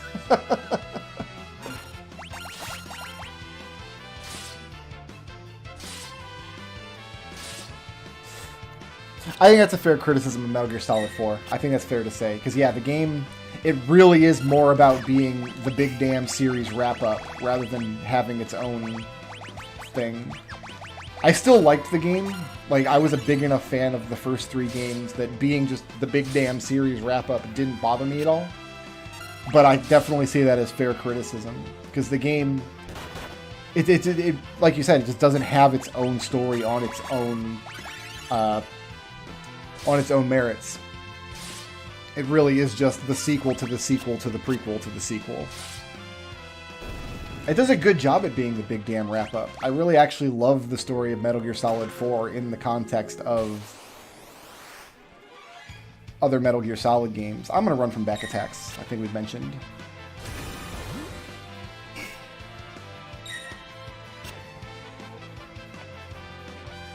And the gameplay of Metal Gear Solid 4 is really good once you start to acclimate to it. I was put off a little bit at first because it is very different from Metal Gear Solid 1, 2, and 3, but like once I acclimated to it, I actually really enjoyed it. And you know what? It's time that we get that game on a modern console, at least on a modern console, a PS5 version. I know Konami doesn't care about making video games anymore. It's sad.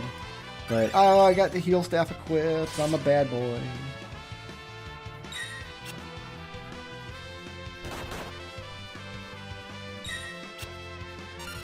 I do wish they had just let Kojima finish the Phantom Pain. I get it. Like, he's an auteur and he was like way over budget, but like, you guys know who Kojima was before you put him on this project. Like, you're the ones who told him make the biggest, most expansive Metal Gear game ever, and he was doing that, and then Konami was like, just ship it, and then fire the guy, whatever. I 100% blame Konami for that game being in the state it's in, and not Kojima. Even though I totally get the criticisms of Kojima's like design process being way over budget and way too hyper focused on detail and not being good at like editing his own content. And I understand all those criticisms, but people have been criticizing Kojima about that since Metal Gear Solid 2, as far as I could tell. So when you hire a guy like that to make a game like that, just give him the blank check. And if it takes him 10 years, it takes him 10 years. This is what you're signing up for. So even though those criticisms stand, I still, to this day, I feel like Konami done did my boy dirty.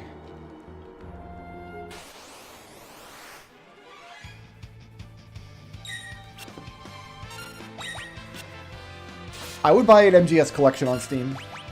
It would have to be comprehensive, which I guess part of that is built in, because if you just release the HD version of Metal Gear Solid 3, you're also releasing the HD version of Metal Gear and Metal Gear 2. But I would also, of course, want it... Like, I would want it to have both Metal Gear Solid and the Twin Snakes, and I'm not sure how viable that actually is. I'm not sure if that's actually... Because Konami probably doesn't own the Twin Snakes.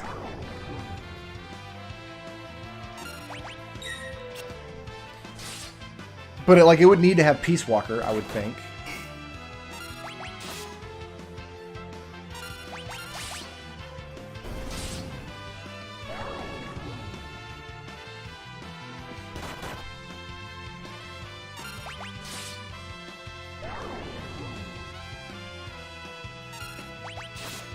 But yeah, I could also just see them just pooping out the original versions, PS1 and PS2 versions of MGS 1, 2, and 3, calling it the definitive collection, and then signing off. As though there were never excellent HD ports of those games, and...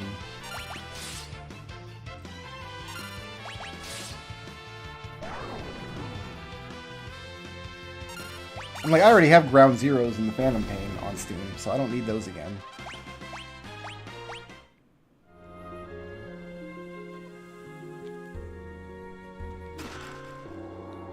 There's the Phoenix Down we're about to use on this boss.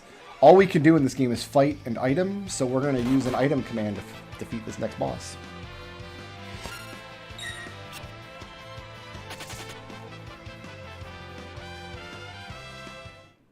I don't think it'd be a collection. Just release the games individually, I think would be fine. I would buy each of those games individually for like 20 bucks. No problem. Especially MGS3, because that comes with the MSX games already built in. Like, that's a good deal, man.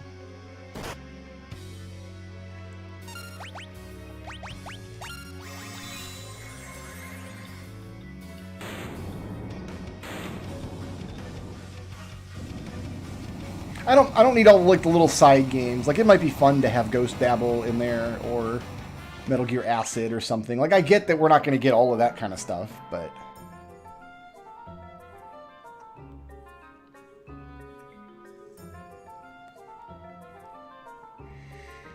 I would love a collection to have both Metal Gear Solid and the Twin Snakes in it, because those are very different games in a lot of ways. Like, there are reasons to prefer one over the other in both directions. I think it's actually really unfair that the Twin Snakes just gets written off by a lot of Metal Gear fans. Like, a lot of Metal Gear fans are just like, oh, the Twin Snakes sucks, don't play it, just play the original. Like, yeah, you can play the original is great. Definitely play the original Metal Gear Solid, but the Twin Snakes has a lot of great stuff in it. Like, the gameplay is better. It has modern style gameplay, so you can like hang over ledges, you have a lot of different stealth options and toys to play with. You can do an actual no-kill run, which isn't really possible in the original game. Some of the boss fights are better, like just straight up better. The cutscenes, like, it has this really much campier style action, like 80s action movie kind of aesthetic to the cutscenes that aren't to everybody's taste. I get it, but I really enjoyed the over-the-top cutscenes in the Twin Snakes. I enjoy them both on their own. Like, I think they stand on their own fine. And I also enjoyed them in the context of knowing the cutscenes from the original game and seeing what they changed to make even more outrageous. Like, so there's a lot to enjoy with the Twin Snakes. It's kind of a bummer to me that so much of the Metal Gear community just writes the game off. The music is worse. Unfortunately, for some reason, I don't know if they didn't have... where's this forest at? Somewhere. I don't know if they didn't have the licensing issues. They couldn't use the original soundtrack, or didn't want to, or didn't. I don't know what happened, but the soundtrack is definitely worse. And there are elements of the Twin Snakes that are now canon. In Metal Gear Solid, the characters Mei Ling and what's her name, Naomi Hunter, have strong accents. Mei Ling is a Chinese American, and Naomi Hunter is British, and they have strong accents. But in the Twin Snakes, they both have American accents. They use the same voice actors, but for whatever reason, in the Twin Snakes, they decided, you know what, just go with American accents for these characters. Like, Mei Ling is still Chinese, and Naomi is still English, but the characters have American accents. And in every game that's come out since, those characters have had American accents. They only have foreign accents in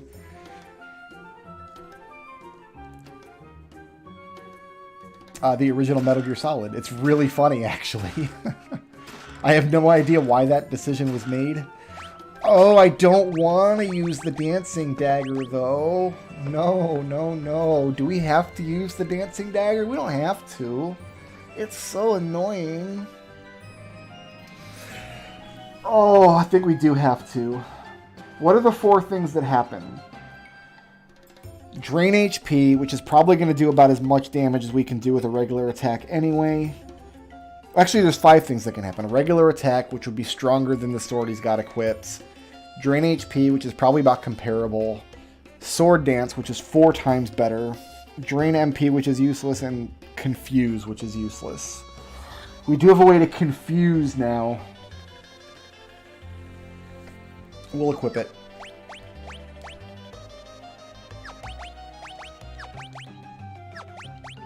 Who has the best agility? You do. So you take that, and you take this. That's a downgrade. I thought the Wind Spear was better. Alright, we'll just have a Wind Spear in inventory then.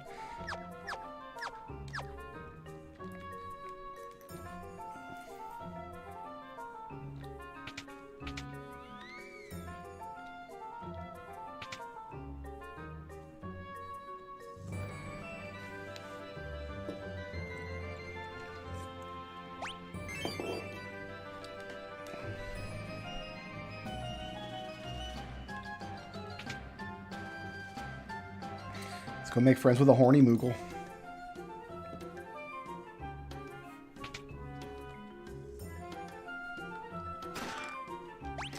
There's a 3rd Elven Mantle.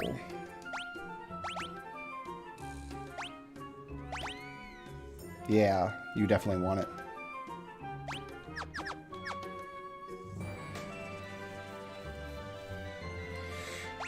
The ribbon doesn't count as sword dance. Well, hold on. Let's... Does the sword dance gear... Let me work through this. With the dance command and the dancer class, it is 4 possible dances will come. 1 of 4 possible dances will come out at random. And there's gear that can replace 2 of those with sword dance, increasing your chance of getting sword dance dramatically. So first question is, does that work with the dancing dagger? And second question is the ribbon such a piece of equipment? Does the ribbon influence sword dance? Or is it just, what is it, there's a rainbow dress? Okay, hold on, I gotta research this.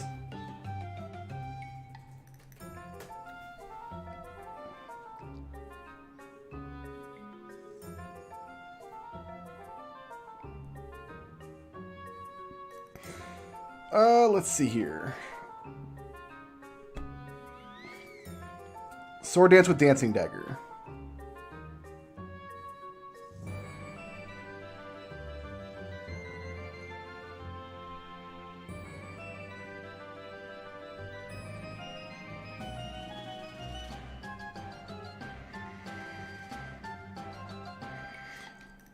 So you're saying that the sword dance equipment will influence the dancing dagger, which only has a chance of proccing a dance command to begin with. But the ribbon doesn't influence it. We don't have any other dancing equipment at the moment anyway. It's the tiara. Oh, is it a tiara? Okay.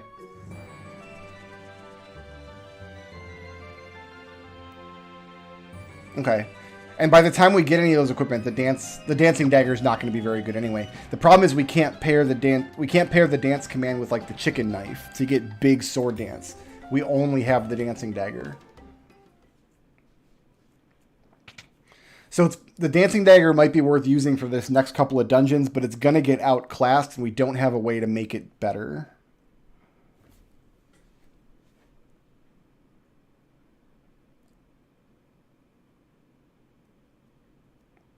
Voemia Tiara, that's right. Okay, and the red shoes aren't worth equipping at all in the third world. Like, there's a 0% chance we're ever going to want to equip the shoes. Because we'll buy Hermes sandals. Everybody's going to want Hermes sandals.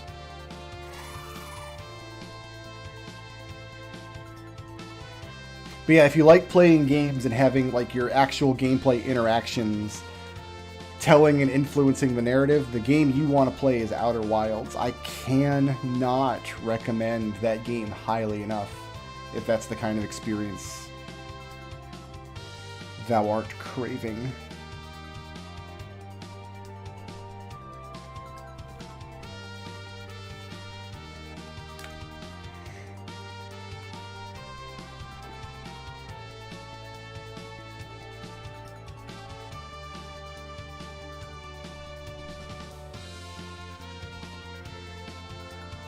I just built little Lego sets of the Rescue Rangers, of Chip and Dale, the Rescue Rangers. They're kind of like Moogles, I guess, in a way. Yeah, the new D&D book they announced is like, it's going to be an adventure compilation, I guess based on the Ethereal Plane, which is cool. There's a lot of cool stuff you can do with the Ethereal Plane. And I've enjoyed all of their adventure compilation books so far, so I'll definitely be picking it up.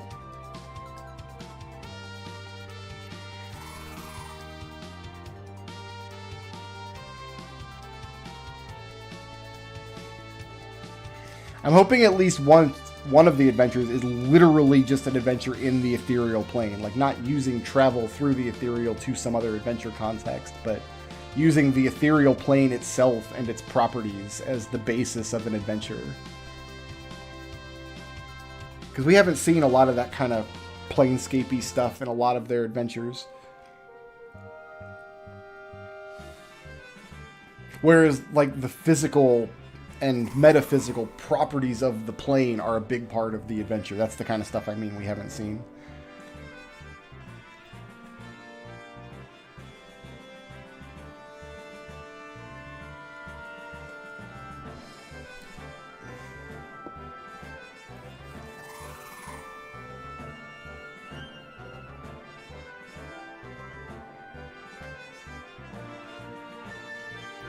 God, my D&D book collection is getting pretty mighty up there. As a summer project this year, I'm hoping we get to build my bookshelves that I've been wanting. I'm hoping we get to do that this summer.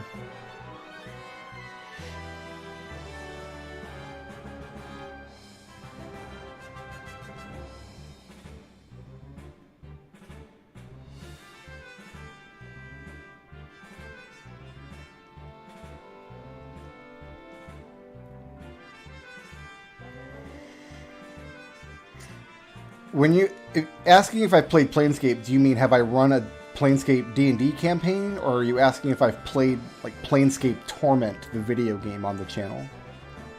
The answer to both is yes. I did run a Planescape D&D campaign. It ran for I think almost 2 years on Twitch, and I did play Planescape Torment on Twitch once. Not to completion. I think we just did one night where I played the game. That's what my wife wants to do, Treble. She just wants to buy like prefab shelves from IKEA. That's not what I want, man. I get why she wants to do it that way, but I want to build bookshelves that are the exact shape of the area of the wall that I need them to be, so that I can make use of all of that vertical space, floor to ceiling. They have to be a custom fit because my air conditioner is right there where the bookshelves need to go. So like the top corner of the bookshelves are going to need to wrap around the air conditioner. And the only way to make that look nice is to build them ourselves. I want the bookshelves to look like natural, like they're part of the wall of the room. So whoever owns this house after us, like they won't just immediately tear these bookshelves out. Like, I want something that's going to last, that's not going to fall over or collapse. Something that actually looks nice, and something that uses all of the available space of that wall. Here, let me, since I'm not doing anything else important tonight, let me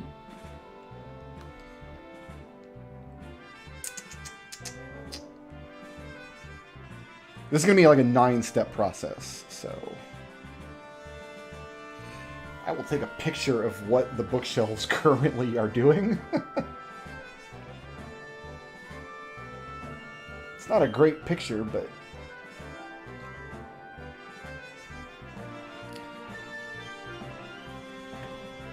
because you guys will get a sense of what I'm using right now, which is not a great solution versus what I actually want.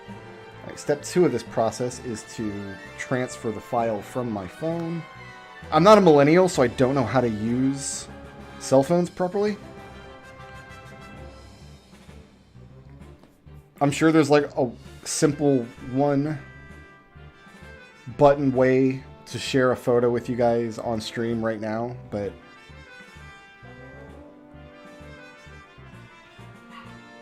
I don't know how to do it. So I need to transfer the photo to my laptop, then transfer from my laptop to this computer, and then I can show it to you.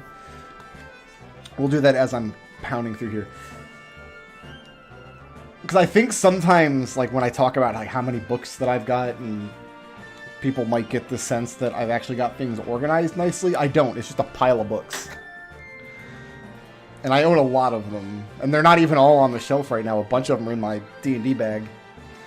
Okay, navigate this PC to my cell phone. Internal storage on the cell phone. Camera.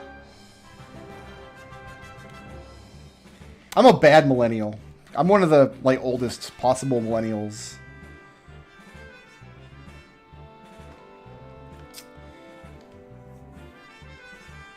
But I don't know how to use my cell phone is the point.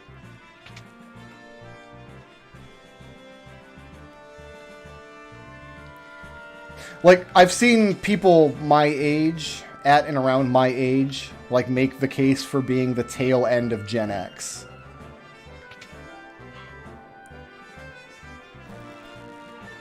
Like, kind of born and at least partially grew up in the 80s, you know what I mean?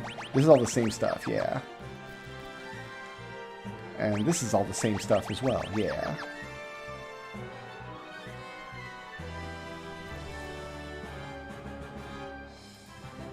Alright, which photo is it? It's this one. So I'm either like the very end of Gen X or among the very first of the millennials, one of the two. I'm one of those weird ages that doesn't really fit well. I didn't know you could open this door. The hell? I've never seen this before.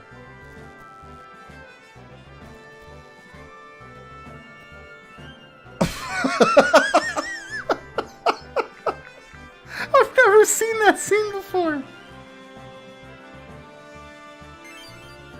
I just get a free harp? Cool. Alright, I'll take it.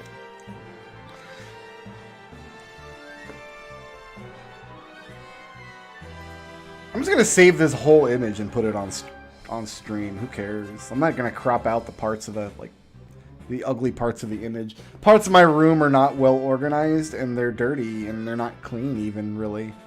I got dirty laundry. Dirty laundry. I got a pair of pants laying over there that are going to be in the image. People are going to be, you got a gross pair of pants, do your laundry, Brick Road. But it's like, it's a pair of jeans that I'm just not wearing. I wore them once yesterday, and I wore them probably again today when I go out shopping for medicine. Because I like to wear pajamas when I'm at home, even when I'm streaming, but...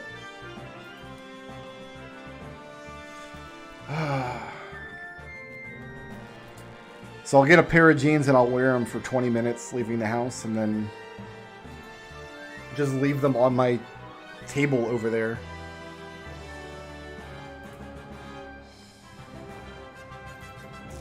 Okay. Now let's see if I can get this photo loaded into OBS in a way that makes sense. General sources, image.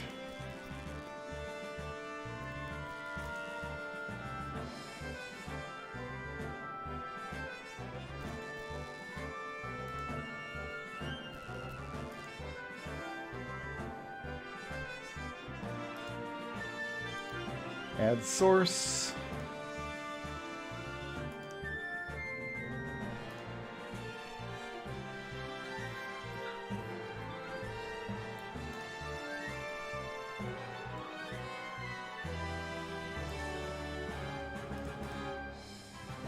I'm just letting you guys know that sometimes I'll wear the same pair of jeans 3 days in a row because I'm only wearing them for like 20 or 30 minutes at a time. I'm not like pooping in them and then leaving them lay on my desk over there. It's not what I'll do that with socks too. I'll wear the same pair of socks a couple days in a row because why not? The ones that I exercise in, I typically don't just throw over there. For obvious reasons. They're like sweaty and gross. Here we go. Ah, my goodness, that's giant. Hold on, can I shrink this down quite a bit? A little bit at a time?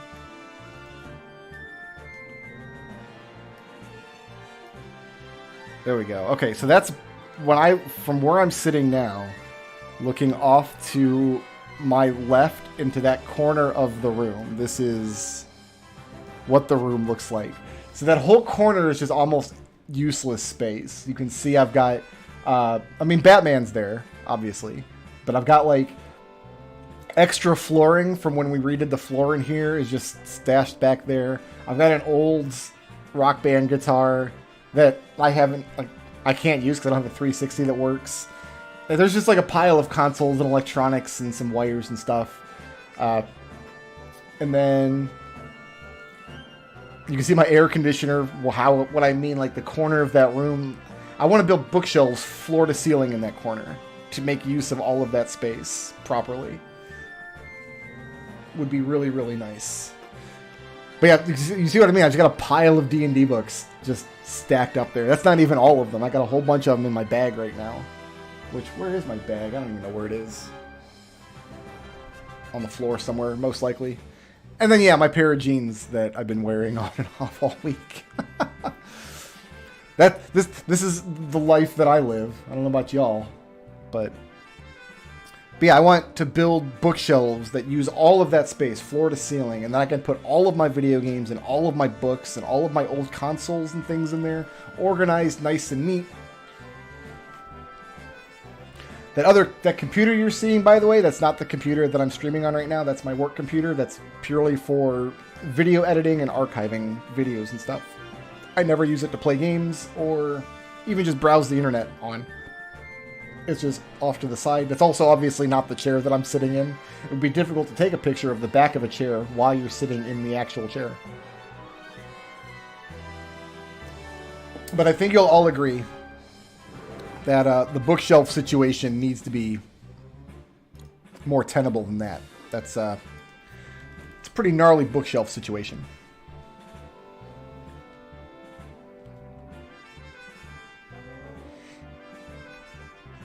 I'm going the wrong way, I think. Yeah, we were already done here. I think the bottom layer, I might want to have some cabinet doors, or maybe one of the middle layers. But yeah, like glass cabinet doors, and then inside I can put I got old consoles going all the way back to 2 different NES decks that just sit in that basically aren't doing anything. They just sit in a box, you know, in one of our closets. Like I can put all of those consoles in there and they would look nice on display. I got some Donkey Konga bongo drums. I can put old PlayStation 1 and bunch of old controllers and handhelds and things that never get used anymore. Like, I've got all kinds of stuff. Yeah, put on a great sword. You like a sleep blade, chain whip. We're going to use the dancing dagger. We might not really get a lot of use out of it, but I'll make sure you don't attack undead monsters.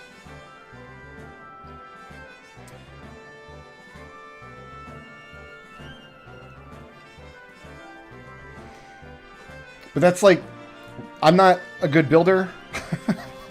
I'm not a carpenter by trade, but like if we're going to build a project at home like that, I won't say we can't screw up bookshelves, but I feel like bookshelves have got to be among the easier things you can build, right? Because they're functionally just like planks of wood arranged and fastened together in a particular configuration, right? Like, not a lot of intricate moving parts or features. I probably want at least one shelf where I have like a track light along the top so I could put a bunch of cubes on it and they'll be well lit.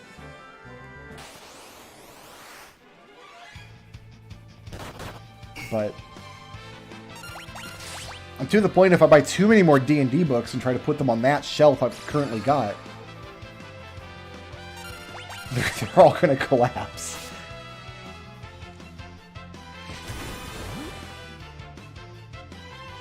Excuse you. The Jitterbug. Yeah, Jitterbug's doing about as much damage as just attacking was.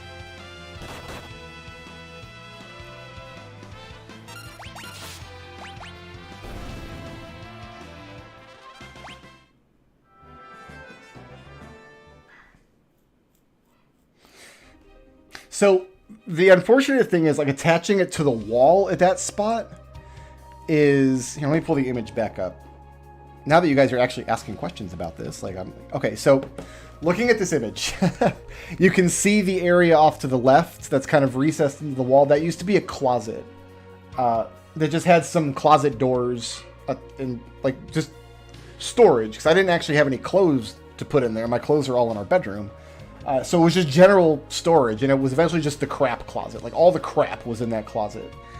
So what my wife did was she tore the doors down and tore all the stuff out, painted the walls in there, and then she built 3 layers of shelves. So the top layer is the one that you see in the image here that has just like the LED lights running around it. And up there is still crap storage, like old books, boxes of old Perler stuff, Lego sets that I haven't assembled. All of my shaving equipment is up there. My boxes from the Dollar Shave Club are all up there. And then she built 2 more shelves lower down, one for my monitor and then one to act as my desk, and built my little computer nook back there. So I moved the computer from the area under the shelves and AC unit you see into that computer nook, which is really nice. But it opened up that whole corner of the room, and I'm just not using it for anything, but it could be used to display and hold books and things. So, but the wall that you're looking at, where I currently have my shelves, on the opposite side of that wall is our bedroom, and that's the bedroom closet. So, like, the closet from this room and the closet from that room were next door to each other. So there's not like a wall stud or anything in that wall. It's just drywall going through to the closet. So one of the challenges of this construction project is going to be, how can we safely affix this bookshelf so it doesn't wobble, so it feels like a permanent fixture of the wall that's not in any, like, stuff can't fall behind it, you know what I mean? I'm sure that there are ways to do it, especially if you're building a unit that's supposed to go floor to ceiling. I'm sure there's ways to secure it where we can secure it in a way that's just kind of fastened well, but isn't actually putting enough strain on the wall to tear it out of the drywall. That's the hope, at least.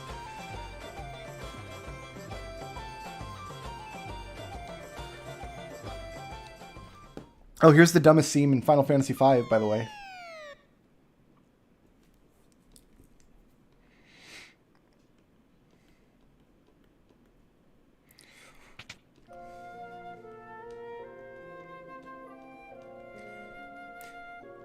I don't know a lot about, like, stress testing wood for bookshelves, but, like, I know people build bookshelves out of wood, so the ones that I have now are just particle board, basically, so they're actually bowing, and they're holding a considerable amount of weight. Like, all those books, like, that's a lot of weight, and they're just attached to drywall, so I know that the anchors we've got in there are pretty good.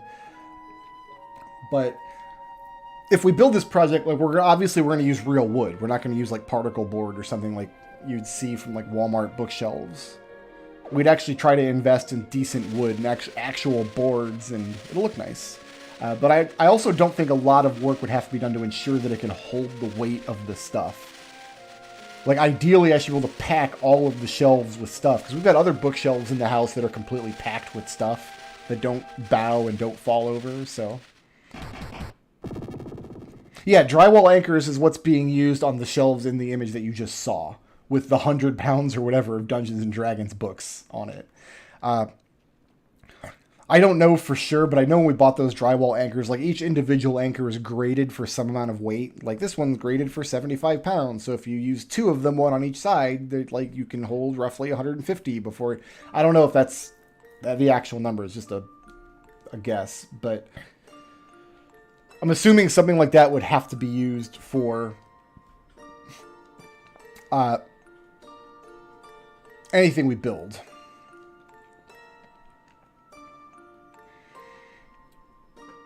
And I'm not sure if we're just going to have to put some up at the top to ensure that the top stays flush with the wall, or if it's something we're going to have to like run flush all the way down the side, or I don't have any idea. Never even looked into it, but I need nice shelves in this room because I've got 30 years worth of video games and books, and the D&D books I use quite often, actually. I use all the time, so I need to in a place where I can access them easily.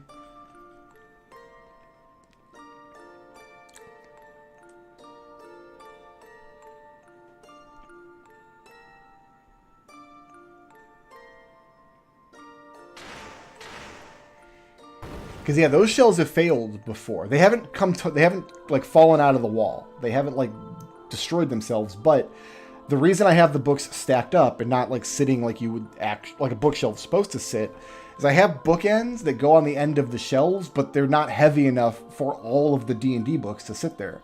So I've got enough space for all of my D&D books to physically fit library style vertically along the shelf. But when I line them up like that, the bookend falls off, and I've had a couple of collapses where I'm just sitting here putzing around on the computer or working on a video and hear a clamor, and it's because one of the bookends got pushed off and all the books fell to the floor.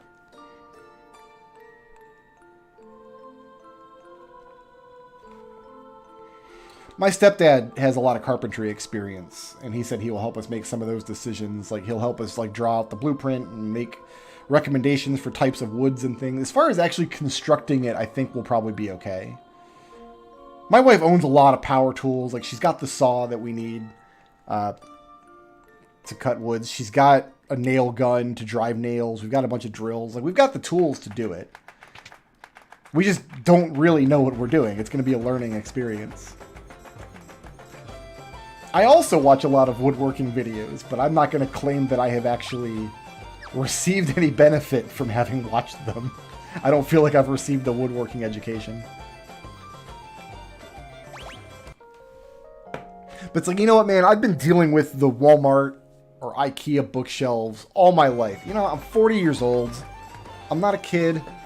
I'm not just, like, trying to put my comic books up on the wall. Like, I've got a lifetime worth of media, some of which I use very frequently, but, like, that deserves to sit in a nice permanent fixture. This definitely isn't worth it, the power sash, because the armor we're currently wearing has magic defense on it, and that doesn't. And this is all the same stuff.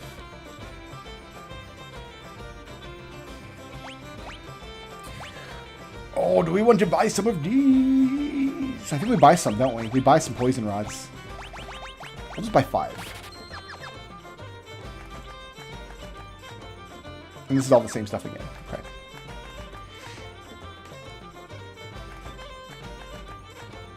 I agonized when we redid the floor in this room.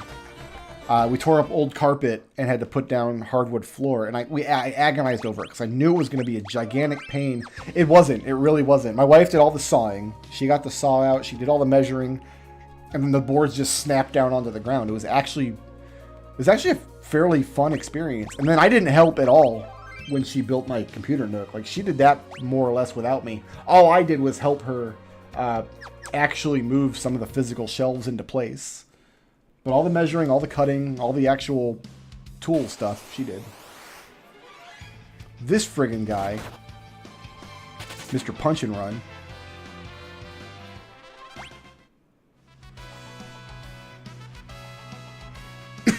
Excuse me.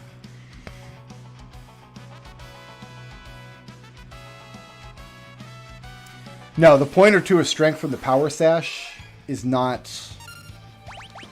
as useful to me as the little bit of magic defense that we get from when we were wearing ninja suits right now.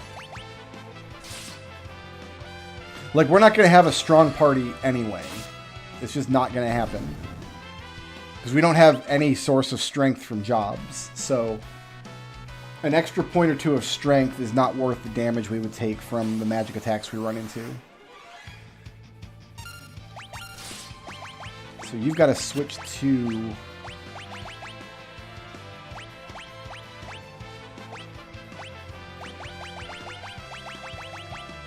Oh, you can switch to the Chain Whip, actually, because Lena can attack this guy.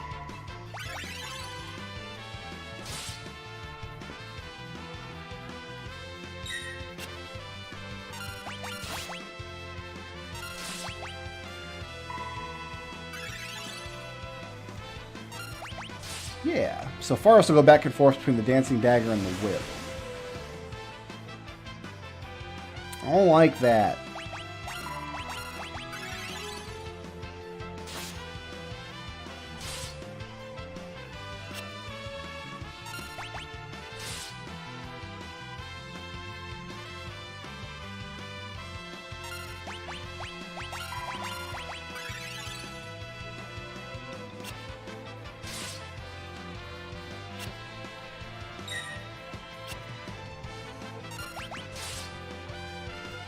Yeah, we're starting to see that wall of that lack of strength. Like, we're supposed to have much better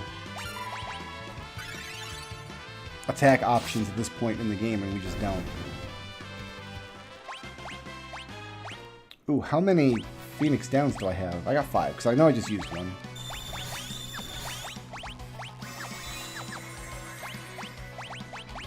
Oh, I should have bought some high potions. I'm going to go back and spend all this gil on high potions and Phoenix Downs. That's what I'm going to do. We have 18,000 gil. That's enough to buy a couple of Phoenix Downs and pack some high potions together.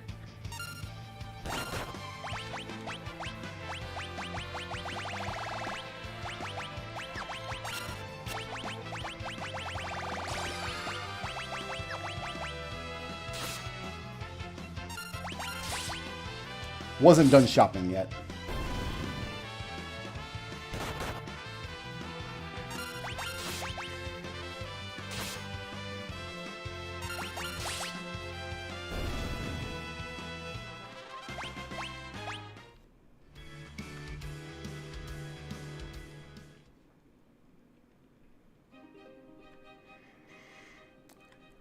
I am married. We are celebrating our 10-year anniversary this year. That's a little misleading, though, because our marriage was basically a formality. Like, we were already functionally married for years before we actually got married. Let's buy 10. And then we'll just... Let's buy 20. Cool. No kids, but we have 2 dogs. Edgar is 16 and Lulu is 2. We are not the kid-having type of people. That's by choice, by the way. It's not like we've been trying and failed. We live in the wonderful age of contraception. Just punch and run. He gone.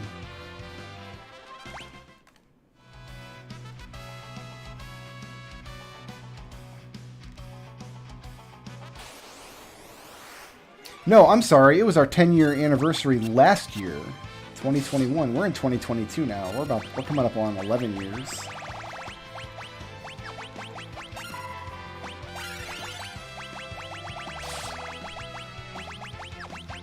I'm switching Forrest back to the Chain Whip for the undead monsters because half of the Dancing Dagger attacks are drain-style attacks, which are reversed against undead monsters.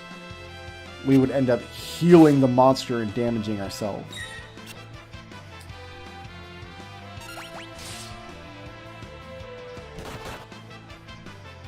I'm really good at being a weird uncle. That's my role in life. So my siblings that have children, I'm the weird uncle with all the games and weird cookbooks and stuff. Like, that's my job.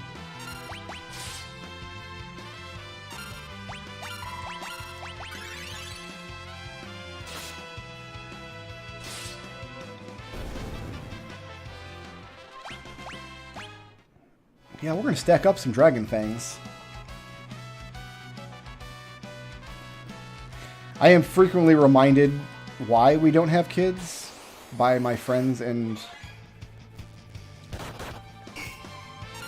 relatives that have kids. It's like it's a nice reminder.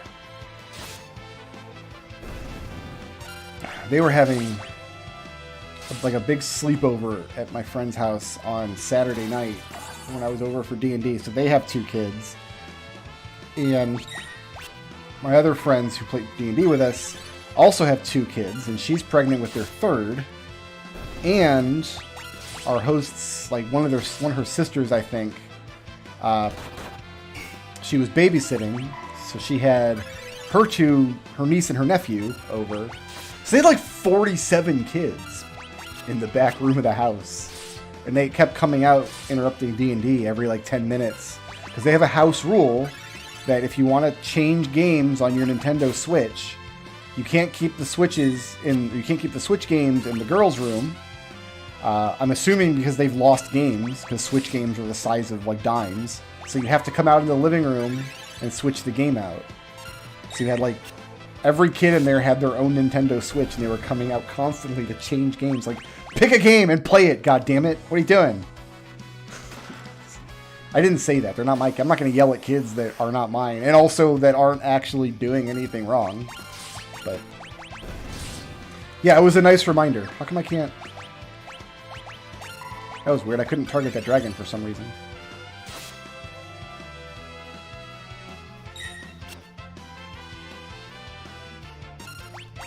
We don't really celebrate our wedding anniversary, honestly. We don't like have a party. We don't have like a date night. We don't give gifts. It's not a really big day in our lives, honestly.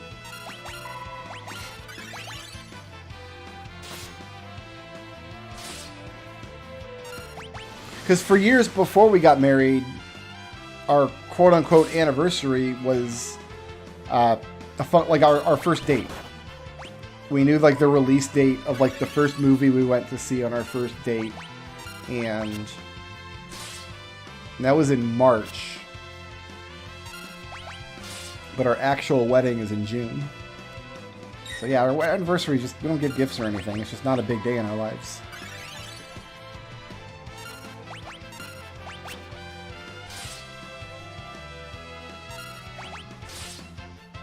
Also, I don't understand the tradition of wedding anniversaries being attached to certain types of material.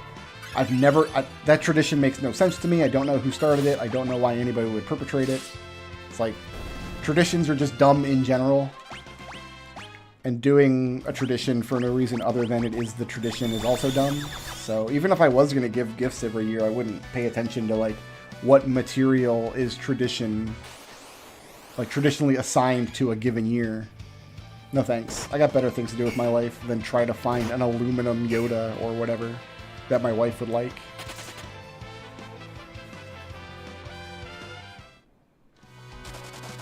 Oh, we got poisoned again. Gross.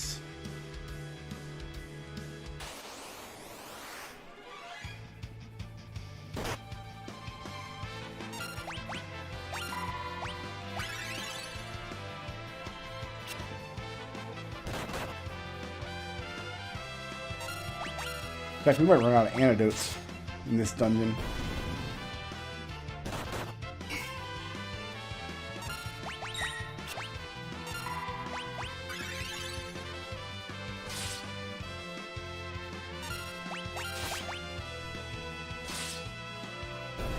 I'm not a very traditional kind of person anyway. Like, I don't put a lot of weight in following traditions just because a certain thing has always been done a certain way.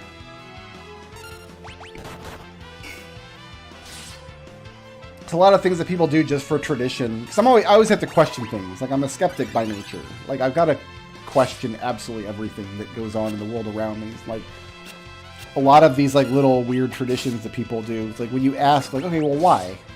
Why are we doing it this way? And then there's not a good reason other than this is how the old other people did it. And then they did it because the other people before them did it. I just don't think that's a good reason to do anything.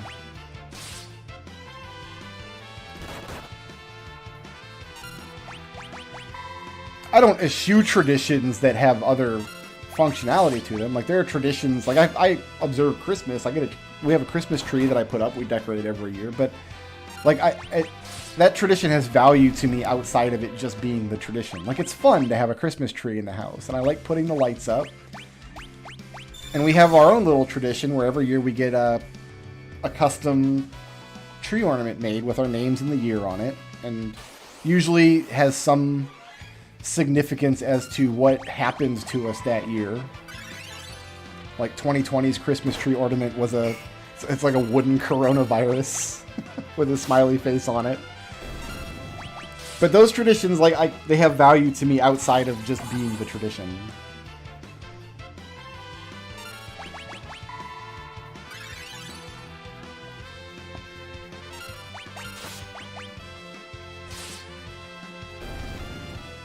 John Mulaney. Is he like touring right now? I really like some of his specials. I don't know what he's done lately. I know he's on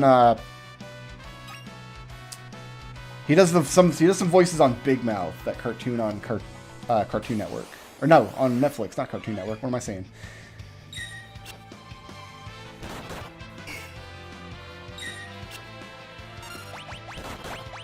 We're going to go back to Dancing Dagger here.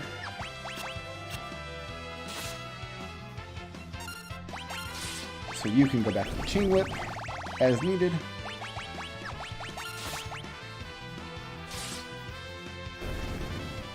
Yeah, I like John Mulaney. He's funny. And I'm pretty picky with stand-up comedians.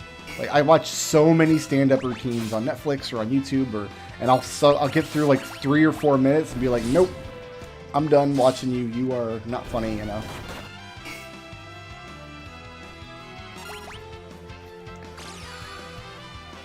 I don't know that I'd want to go see a comedian on tour, though. I don't know that I would enjoy that. Because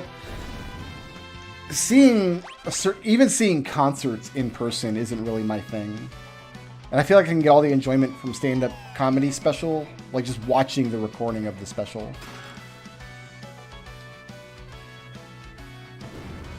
Oh, that's wrong. I gotta come out the other door first. If my wife was like, hey, there's a comedian I really want to see, we'd probably go see them. It'd be fine. But I am going to a concert in October, though. We're going to see Weird Al Yankovic. It'll be the 3rd time I'm seeing him in concert. It's going to be fantastic. The Jitterbug.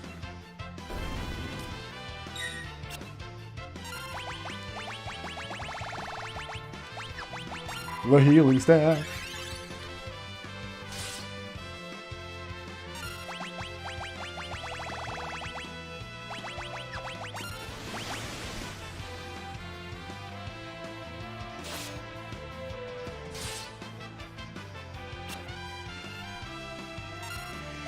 He was canceled recently. I haven't heard any controversy about John Mulaney. I don't have any idea.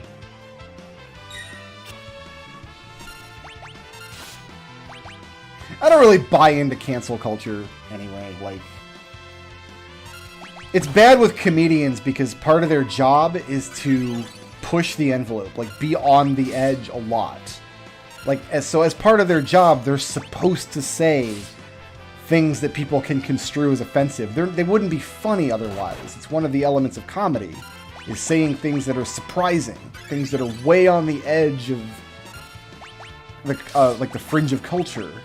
So anytime someone's like, gotta cancel this comedian because he said something offensive, my immediate knee-jerk reaction is grow up.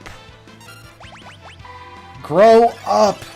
He's a comedian. Of course he said something offensive. As far as being canceled for like cheating on his wife, that's none of my business. I don't care if he cheats on his wife. That's between him and his wife. I have no opinion on that. That's not my... I know that Ron White, who by all accounts in his personal life is like an awful guy. Like, he's just a garbage human being. But he's hilarious. He has a whole bit in one of his stand-up specials about how he cheated on his wife and why. Like, yeah, I did it. I cheated on her. Here's why. I'm going to just tell the story. It's going to be funny. So...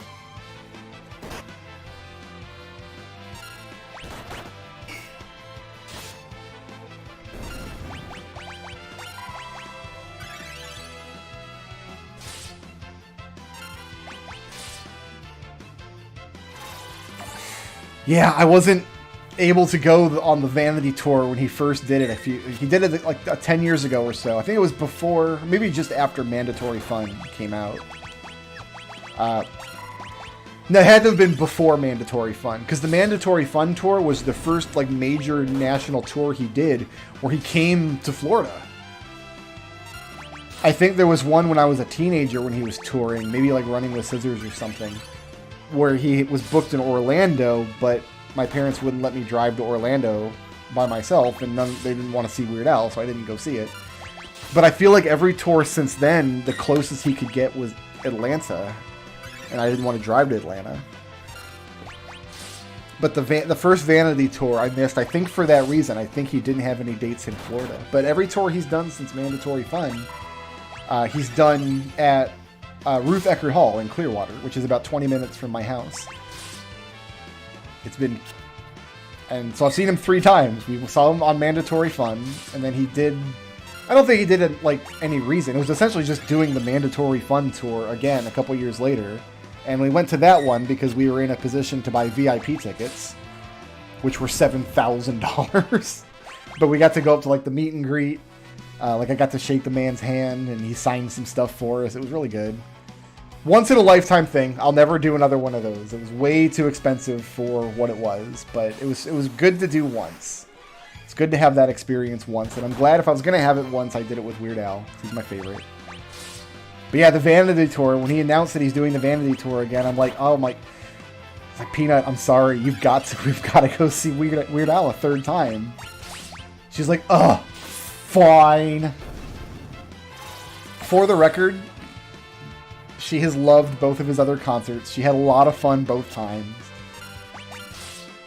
In part, I'm sure, because he finishes his encore is always Star Wars themed. He does The Saga Begins and Yoda as his encore, and she likes the Star Wars songs. So yeah, I'm pretty jazzed. We got our tickets. We're up in the cheap seats this time. We'll buy some of those little opera binoculars or whatever.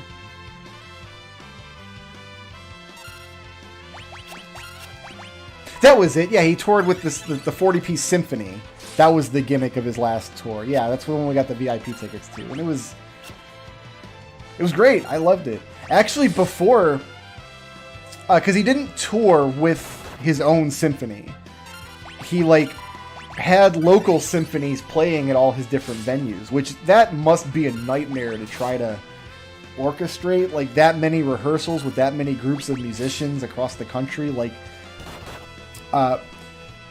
what's the name of the orchestra? It wasn't the Florida Orchestra that he played with. I can't remember now. But the orchestra, the symphony that he played with, they opened their show at Ruth Eckerd Hall when we went in 2019, playing a bunch of movie music. Like, he played the theme from Raiders of the Lost Ark and played, like, the theme from Jurassic Park. And I thought that was really cool.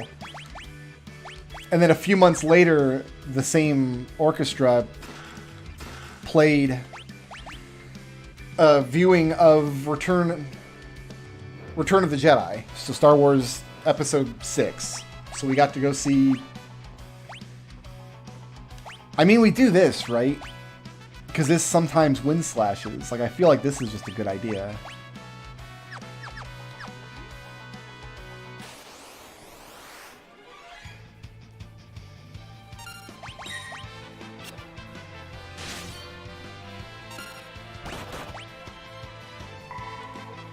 Oh, we got the healing staff, not the chain whip. Forrest has the chain whip. My bad.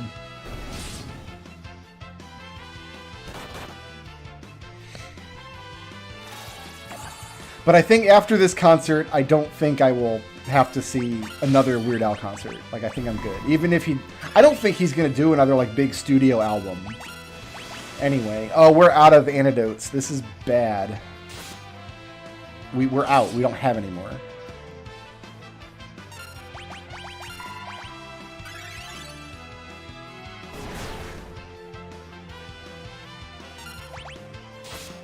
Shoot. Do we push through and use a tent here?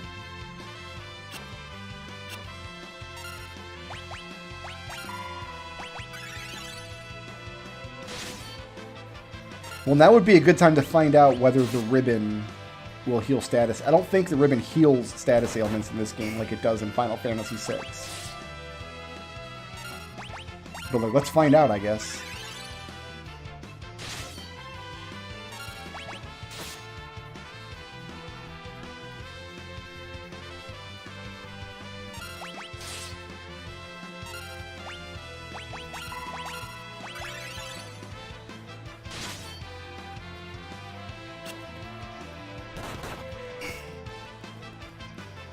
Oh, you know what? I should check the stats on the Hypno Crown. Good call.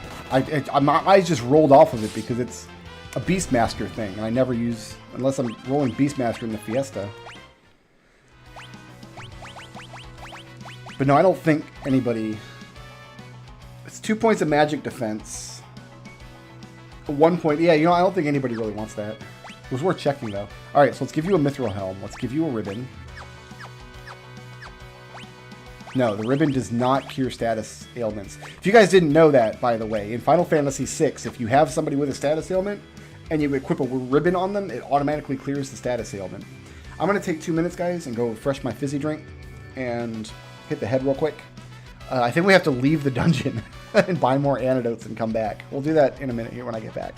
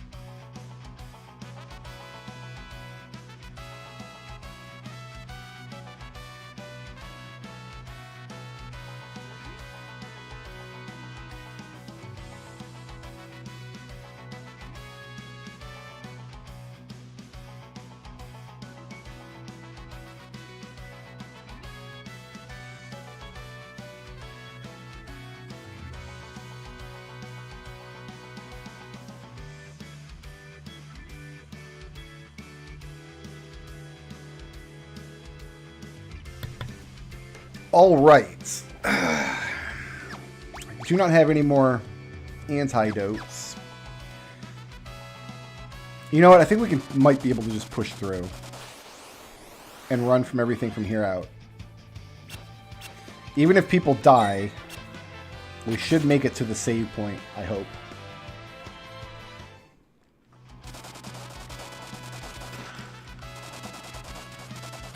Yeah, because the save point's right here in this room.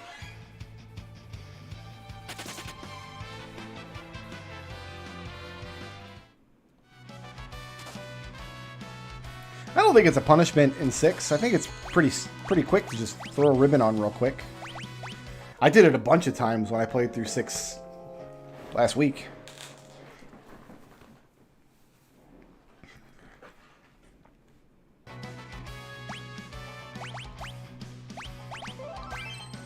Okay.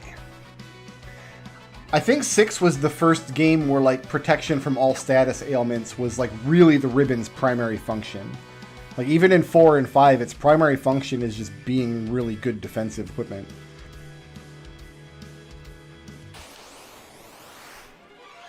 Let's run from this fight, too. I don't want to get poisoned again. Alright, we're going to go with Death Sickles for this fight.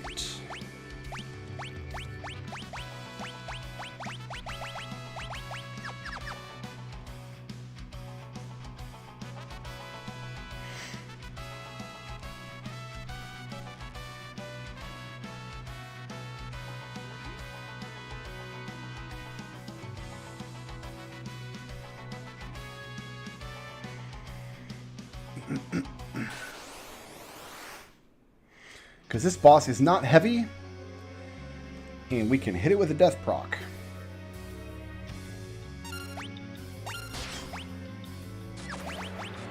Like that. That happened immediately.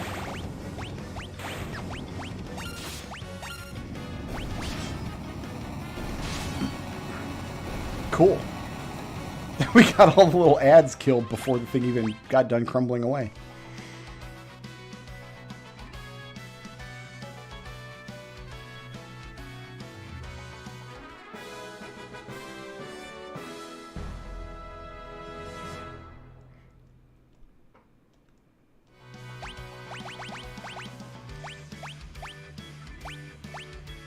And now we can give all their stuff back.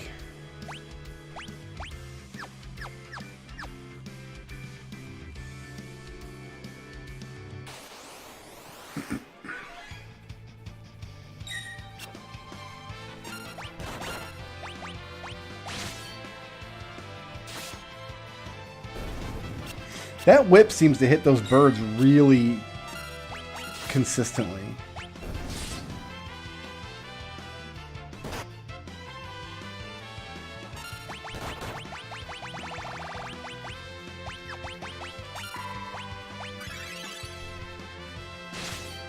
Those birds have really high evasion. I wonder if whips just have better accuracy than is standard.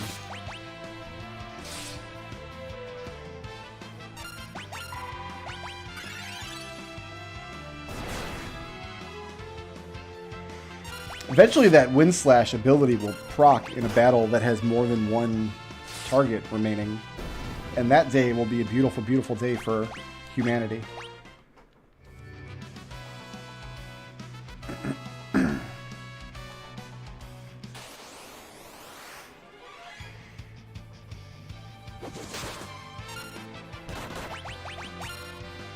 Ow!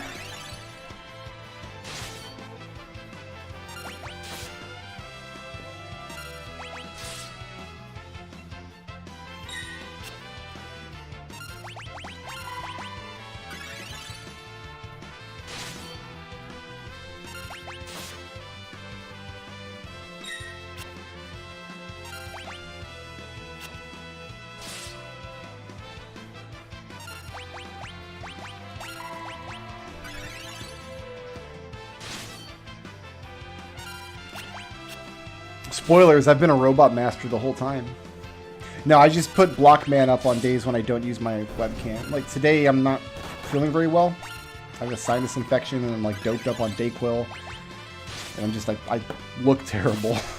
So rather than subject you all to my already hideous face looking even worse than normal, I just throw Blockman up. Also because the lights in this room have to be really bright when I turn on the webcam. And when I'm not feeling well, really bright lights will irritate me. I'll get one of them awful eyeball headaches.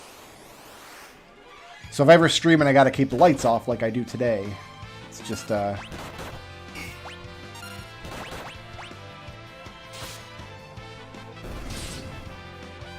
better to throw up Blockman.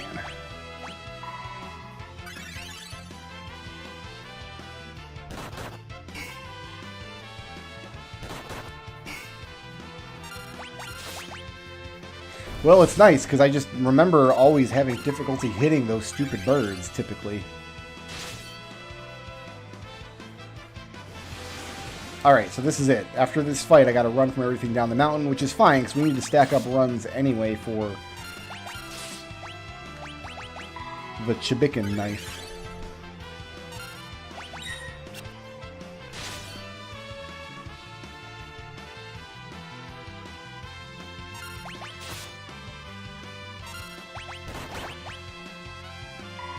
So we'll just fill up Lena's HP.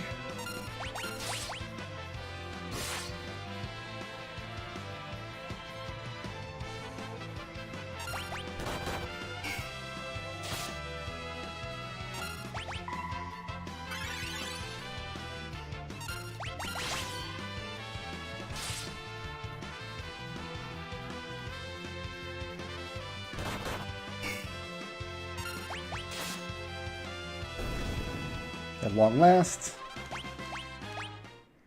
Got a bunch of dragon fangs to sell.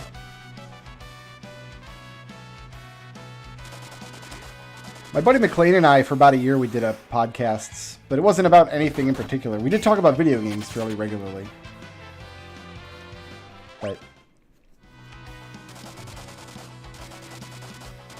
the trade-off for how much time it took to edit one episode of that podcast versus like the creative enjoyment I got from producing them was skewed in the wrong direction. So it was a fun little experiment we did for about a year. I think we did like 15 episodes, but we never did continue it after that point.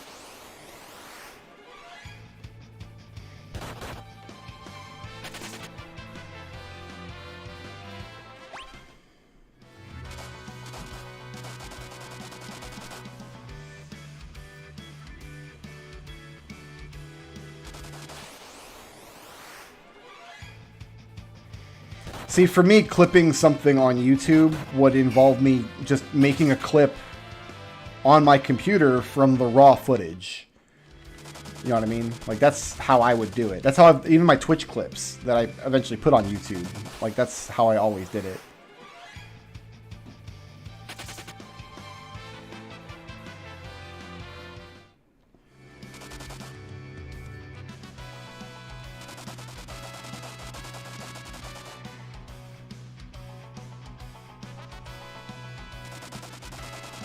Yeah, we had a few people that really enjoyed listening to the podcast when we did it, but I mean, it's an incredibly long, because each episode of the podcast was only about an hour. I think our long ones we'd run for 90 minutes sometimes, but those 90 minutes were edited down from like 3 hours or 4 hours of conversation, and then the editing, there's just a lot of grunt work. It's not just a matter of, just throw up whatever you have and it's fine. It's a big job. It's a really big job, and doing it in conjunction with the other editing work I'm doing for videos, for something that only like a dozen people listened to. If we had hundreds and hundreds of viewers and I was able to monetize it well, and I could actually have paid McLean for his time, it would be a different metric, but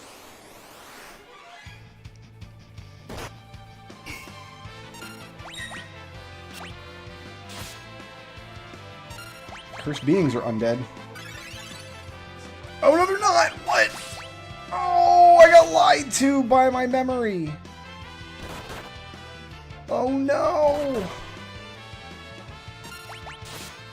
We did a whole episode of the podcast just... There's nothing for you to attack with now, so just heal yourself. When Smash Brothers Ultimate came out, we did a whole episode just going through and giving a thumbs up or thumbs down to everybody in the roster. Like, does this character deserve to be in Smash Brothers? I think if we did have a viewership in the thousands, like if we had big numbers, we would have gotten yelled at for that episode, which is pretty funny.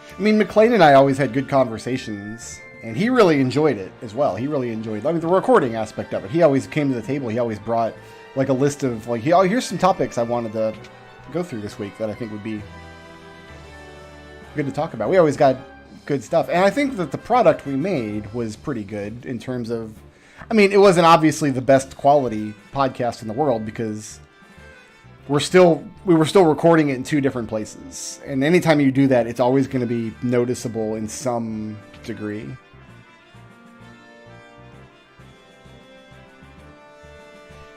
But we always enjoyed the process of recording it, and we never had any problem coming up with things to talk about.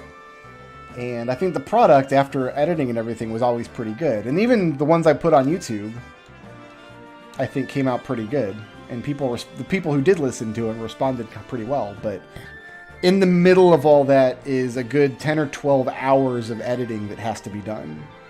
Like, that's to edit 1 minute of audio down to 30 seconds of audio takes. It varies, but it can take a good 10 minutes if you're in the zone. So you can imagine editing 3 hours of audio down to 90 minutes of audio, a few seconds at a time. It's a big job.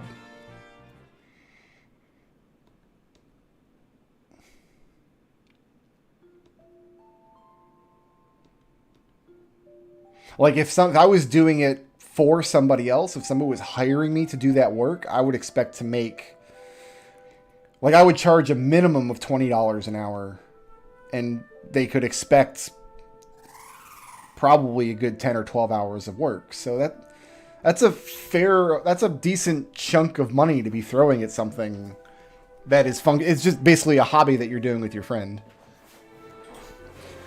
I know people who just love the editing work. You know, like, if you just really love doing the work, then there's no reason not to. But I really didn't. I didn't love the audio editing. Video editing, I tolerate.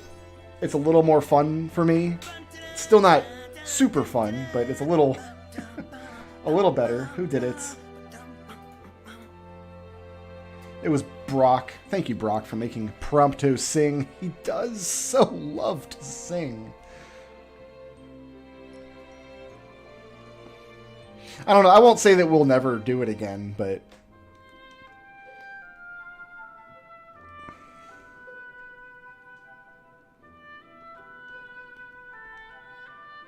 part of it too. This might be less true for McLean than it was for me, but part of it too was around the time that I was starting to burn out on doing the audio editing for the podcast. Like, we didn't want to do any politics stuff on the podcasts. We never wanted to talk politics. We never wanted to talk about, like, current world events, because we wanted to keep it light. You know, we wanted to keep the discussion light, and that just got harder and harder to do the deeper we got into the Trump administration, especially. And during the pandemic, like during 2020, like, I was not in a mindset to do, like, to just have light conversation that other people could enjoy. I had great difficulty even just streaming. I had great difficulty just running Dungeons and Dragons that year. I was in a bad headspace. So, like, I don't think I could have made a good podcast product in that time of my life anyway. But we had some disagreement. Mild disagreement. We never fought about it, but, like, McLean was always, like, he works in journalism, so he was always wanting to do more. Like, he would want to discuss political stuff or, like, world event stuff, and I just really didn't. It's like, we don't always have to talk about video games all the time, but, like, we'll try to keep it aside from, like, I wanted to make something. And I want this for my YouTube channel, too. Like, my videos that I make on YouTube. I want to make something that people can watch to take their mind off of politics and world events and stuff. Like,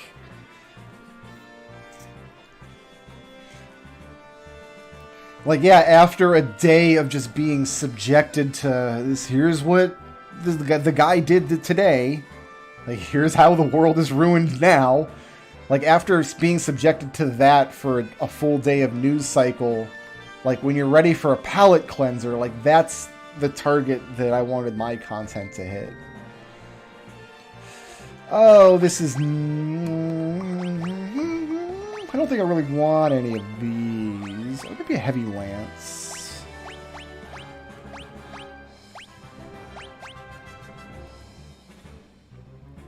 Like, we don't want it over the wind slash.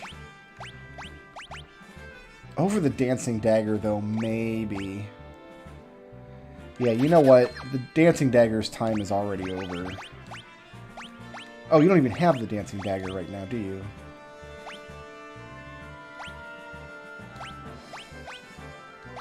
There. We need antidotes. Get 20.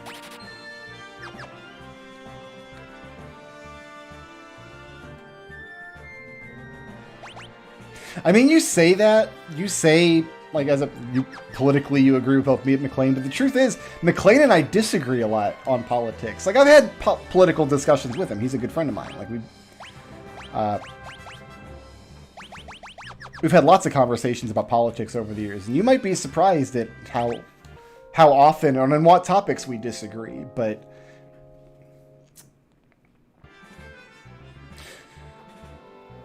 there's lots. I mean, first of all, I haven't left Twitch. I still stream every Sunday on Twitch. I still stream Dungeons and Dragons there.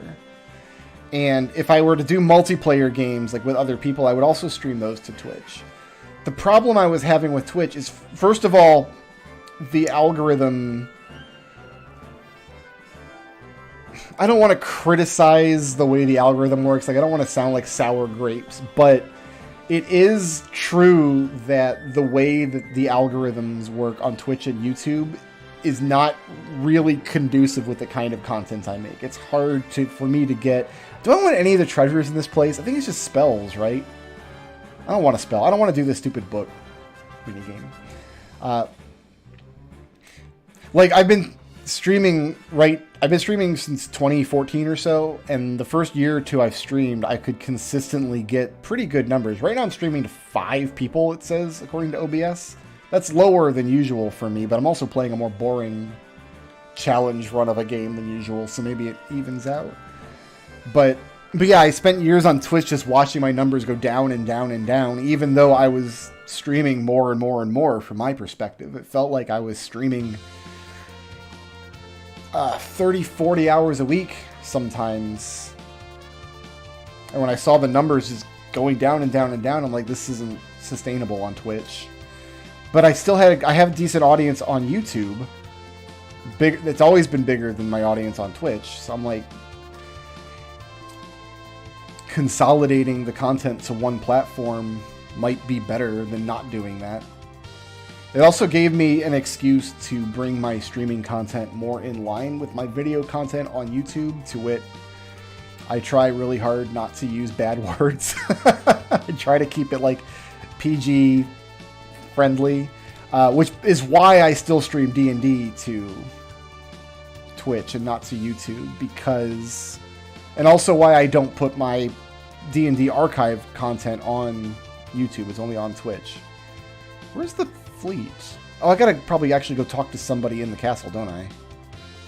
No, I have to go sink Guido's island. So my YouTube streams are now more in line with what my YouTube content is in terms of the language that I use and the topics that I'm willing to discuss. And there is it doesn't show Guido's island on the map because it sinks, which is kind of disturbing. Yeah, like, this doesn't appear. I think that's a bug.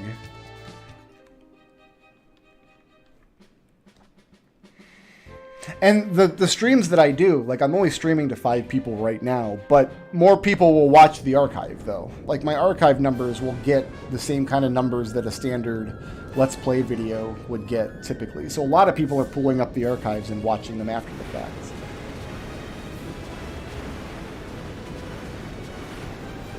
You have to keep in mind that the YouTube algorithm is not designed to make unpopular people more popular. And it can't be. That's why I want to make sure that those are crystal crushing closets. Oh my goodness. I never noticed that before. So it's not just sour grapes like, the algorithm screwed me. Because I know there is a lot of people that make that claim. The point of the algorithm is not to make everybody on the platform super popular. That wouldn't be possible anyway. There's only so many eyeballs out there that they can't all watch every video. Yeah, the island shows up after it sinks. That's right. We saw that in our first run. That's got to be a bug. That's a bug. There's no way they designed that intentionally, for sure. And then we go up to... Now the fleet will be there, though. But keeping in mind that without the algorithm to maximize YouTube's profits on successful videos, we wouldn't have a platform to begin with. Like, I'd rather be streaming to a platform where I'll get 5 viewers on a live stream and then like a couple of hundred views after the fact and get a little bit of ad revenue and then roll that over into a large enough fan base that I can pay my bills using Patreon and other stuff. Like, if it wasn't for the algorithm being the way it was, I wouldn't have the platform to begin with. So I don't want it to sound like I'm slagging off Twitch and YouTube, but the problem with Twitch for me is my Twitch audience was always very nebulous compared to my YouTube audience was always pretty regular. And most of my core audience on Twitch were people that watched my YouTube stuff anyway. And I didn't have a really good way to like, hey, YouTube guys that only watch my YouTube content, I'm streaming now on some other website out there that you have to go and set up a separate login for if you want to watch. And oh, by the way, I say the F word a lot during those streams. So, surprise! Yeah, I remember a lot. I had people... Oh, I got to go to the other side and stay at, like, sleep in the bed, don't I? I used to have people come in my Twitch channel back when I streamed this kind of content on Twitch more regularly. And, people will come in Twitch and be like, yeah, I'm not going to watch your streams anymore because they're not clean. Like, you say the F word and the Q word and...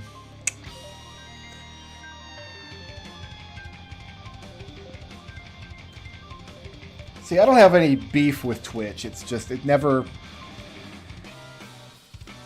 Where am I going? I'm already lost. No, we go up here, then there's... Yeah, these stairs. Okay. It was only worth streaming to Twitch while I was getting decent-ish numbers on Twitch. You know, like, to be successful on Twitch, you have to apply for their partnership program, which they have a list of qualifications you've got to meet in order to do properly. All of which I was meeting consistently, except for the one where they want like 100 some odd concurrent viewers on average every stream. And I couldn't get that many viewers, and my viewership numbers were going down, not up, because of changes they had made to their recommendations algorithms over the years. And I didn't have a good way to get those numbers up on Twitch. I didn't have a good way to become more popular or get noticed by more people. So it just didn't make sense to keep streaming there. Whereas YouTube, I get my share of the ad revenue already. Any perks or channel things that I want to do on YouTube are available to me just being a YouTube user in good standing. On Twitch, you have to be in their partner program, which means you have to be in their like top 10% of streamers or whatever it is. And I can just do more on YouTube, and I don't have to keep 2 different sets of login. It's just easier for me this way. And it did bring my branding under... Like, I probably years ago I should have committed to, hey, if you're going to do clean content on YouTube and not say the F word and the Q word all the time, maybe don't say it on Twitch either. Like, maybe don't have big political rants like you used to do on Twitch from time to time. It's a lot harder for me to police that kind of content, though, when I've got other people on stream with me. So for D&D, I still do that on Twitch. So the Twitch channel is basically just there for D&D now. And when I do archive D&D to YouTube, it gets archived on a separate channel.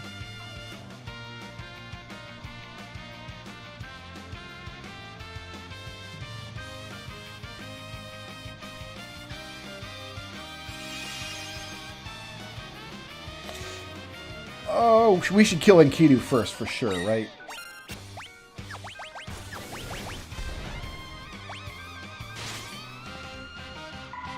Oh, maybe not.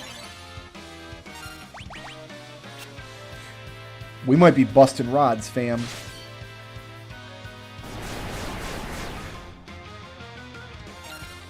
Alright, what do we get from a busted rod?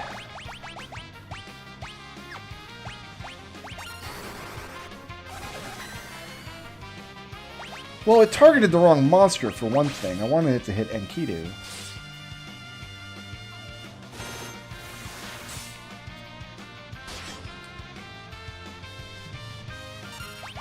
Did I push the button wrong, or did I not realize I was targeting him? Oh, it's single target. I targeted the wrong person. Okay. We're not going to be able to bust 4 rods, are we? White wind is going to be a big problem here.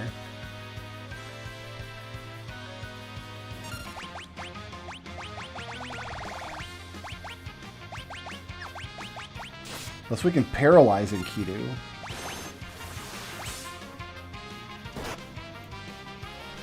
Looks like not.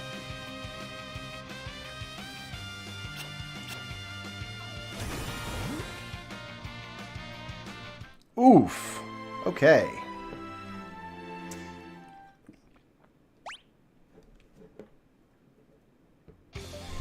Next step is to open my cheat sheet and see if we've got elemental weaknesses we can exploit.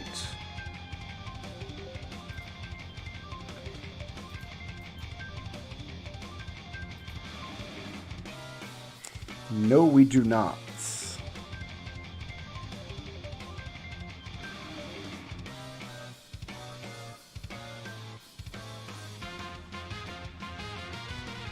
Ah, he can be silenced.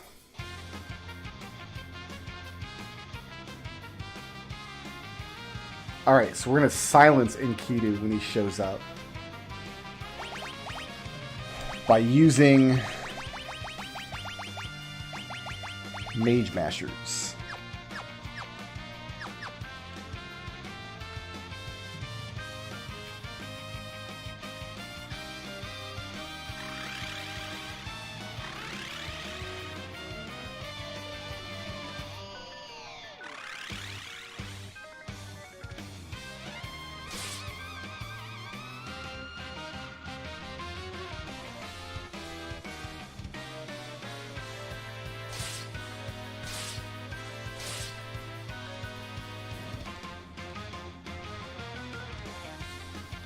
Once Enkidu is silenced, he should not be able to heal Greg anymore. In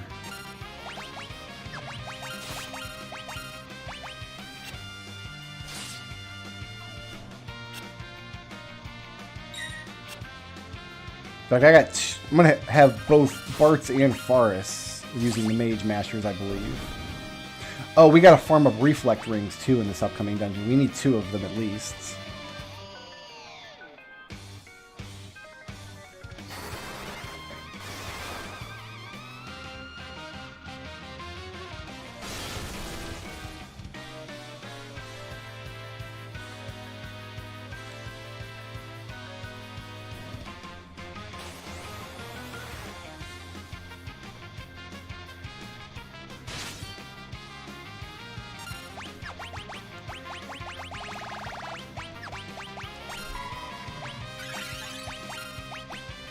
You know, just keep everybody else healed and we should be in okay shape.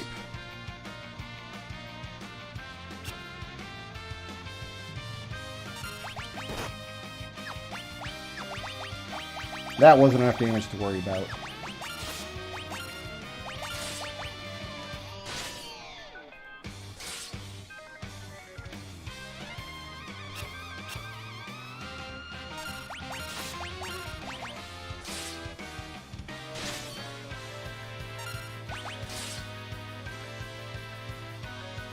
No, the best Final Fantasy game ever was Final Fantasy All the Bravest on the iPad. So that just resets the fight, basically. So, we need to go... Faris has a Mage Masher.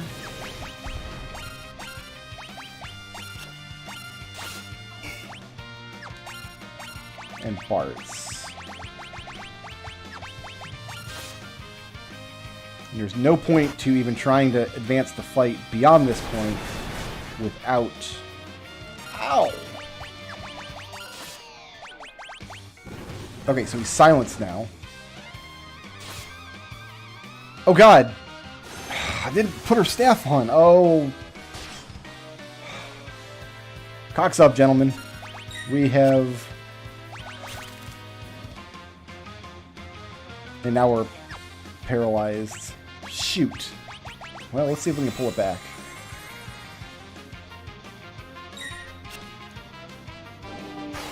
So even though he's still casting blue magic, even though he's silenced. That doesn't seem fair.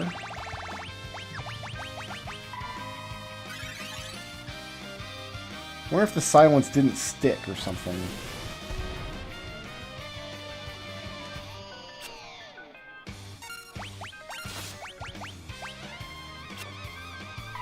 Because that happens with Omniscient. You'll get silenced, but he only stays silenced for like 1 round.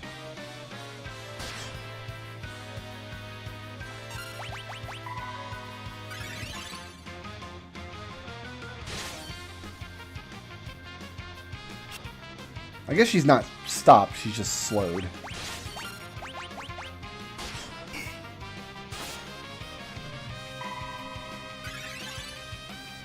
Or maybe silence doesn't stop all blue... That doesn't make sense. For it to not stop all blue magic. Well, let's see if we can get somebody else awake here. I mean, that vampire is just a killer spell. There's nothing I can really do about that. If it won't get silenced. Like, there's the... Like, it's so silenced now. Or at least he should be. Right.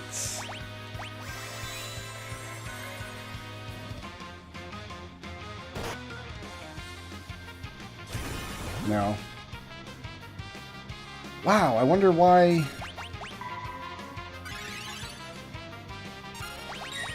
I mean, we haven't seen it use...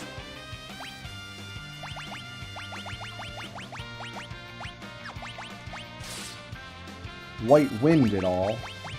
Maybe it's silenced, or maybe White Wind is like special or something.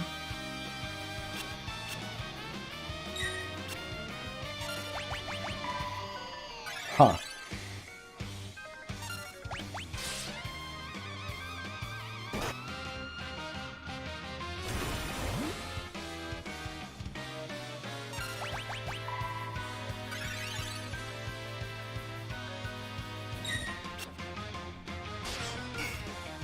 We really should be putting the damage on Enkidu. And if we're going to do that, then one of you should really be using the whip. Actually, both of you should be using whips, honestly.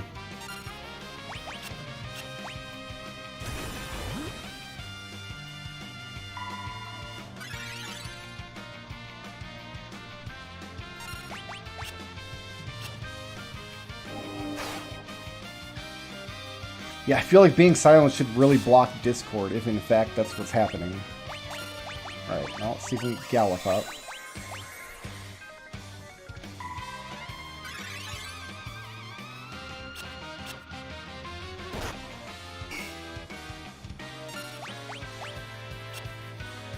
Our levels are so low right now.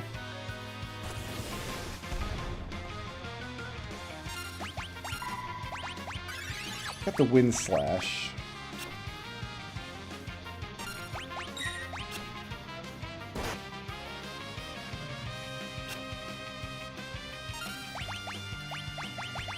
And back row okay would have to be go to the Blitz Whip.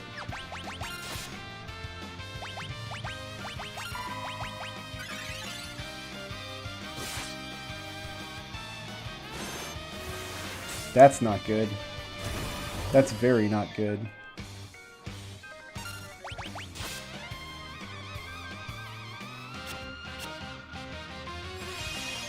Yeah, so according to the boss info, it's not immune to being silenced, and we did in fact silence it, but it didn't stay silenced. He's quietly curing the status effect. So I don't think we're going to have a good way through this fight, except to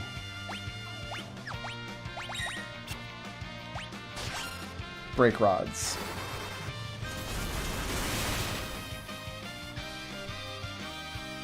If we break 4 rods in quick sequence,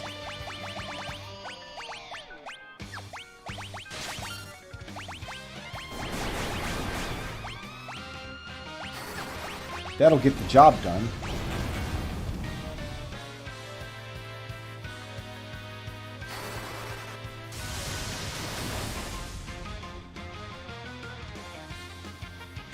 But it's going to have to be Lena doing it. Otherwise, there's not going to be enough damage. Well, no, Jiguryu, I'm not speculating on whether or not blue magic is affected by silence. I'm reading the Final Fantasy V Fiesta app that I have installed that has boss information in it. To like tell you some Fiesta strats, and it says he can be muted, which prevents him from casting White Wind, which we've just seen isn't the case. So it's either a version difference, and in this version, Enkidu, he can be silenced, but he didn't stay silenced for long. Or whoever wrote that Fiesta strat is just not correct in their assessment of strategy.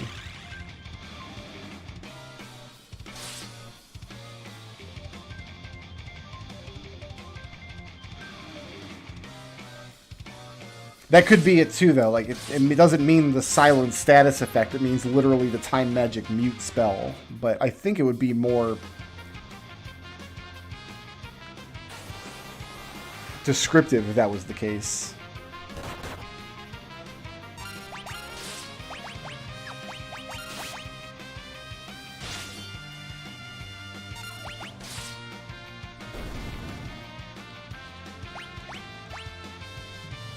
Okay, we're going to just go in with the heal staff on Lena. But I don't see a way to do 4,000 damage to Enkidu before he completely destroys the party without just breaking rods.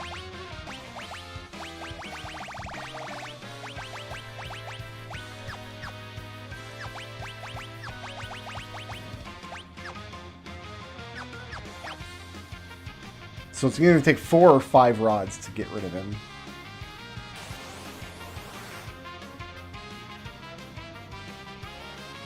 I know when you get silenced, you cannot cast blue magic.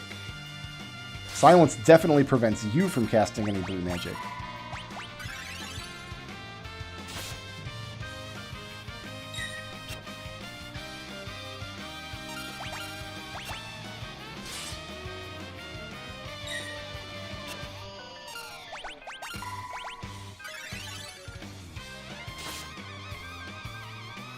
I wonder if we're going to have to break rods against Atomos too. Oh, see, this is just the worst thing in the world to get hit by. I can keep her from dying, but losing her turns is awful.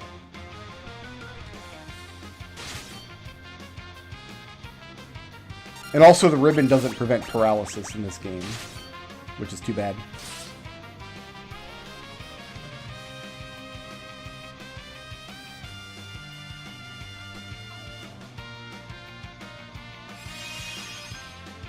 So that must be scripted, that first use. That must always happen.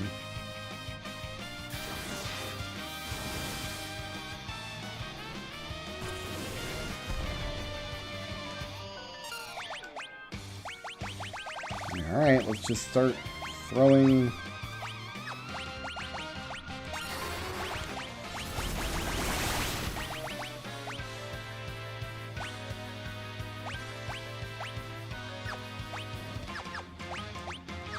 I don't like the way that switching item, because you can't just go up here and switch your item on. You gotta push triangle, so now I'm like a different triangle menu.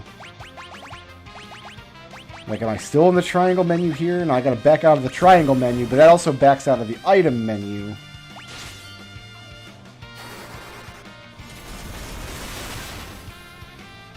This is the unemployed run, so I've never assigned these characters jobs.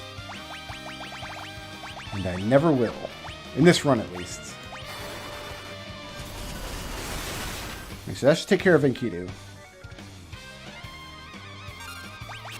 No? I thought that was 4,000.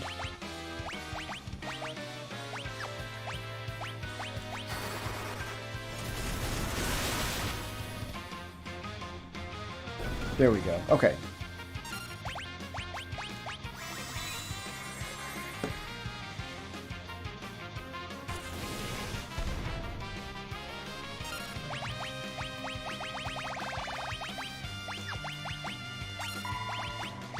Now we can put on all our weapons again.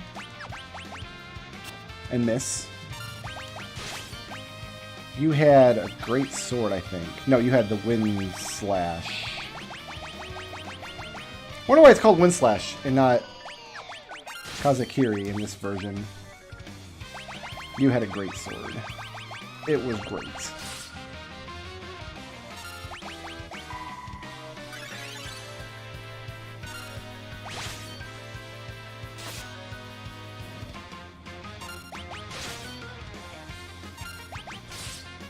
But as you can see, one of the benefits of using only freelancers is that I can break all the rods that I want. Because freelancers can equip rods, so we're in good shape there. Being able to use any equipment in the game is a pretty big benefit.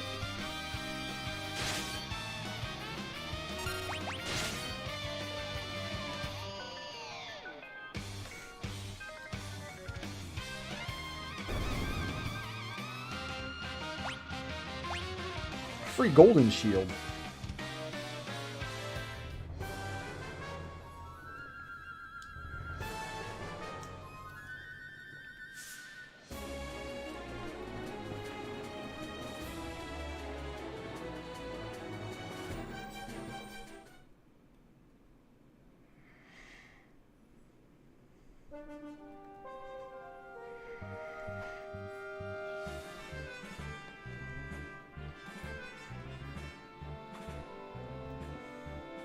Yeah, we had just completed Final Fantasy VI with only Celis, Setzer, and Edgar, and no other characters.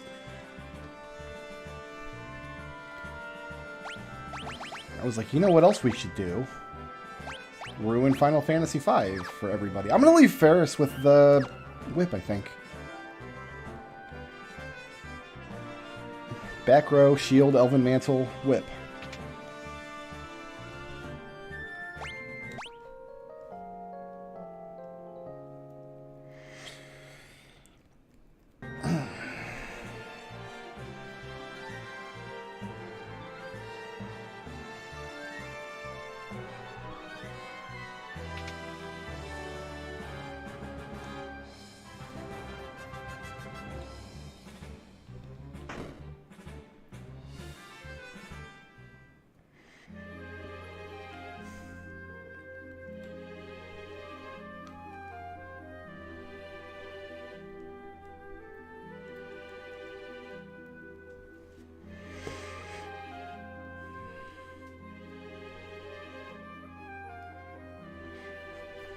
The Final Fantasy VI challenge was actually fairly easy. I mean, you get so much just really good equipment in that game pretty early into the World of Ruin.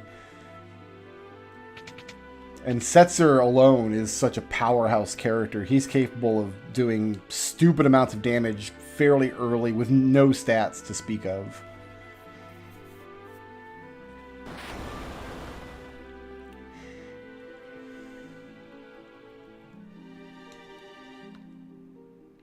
And then I think I want to do another solo run of Final Fantasy 1.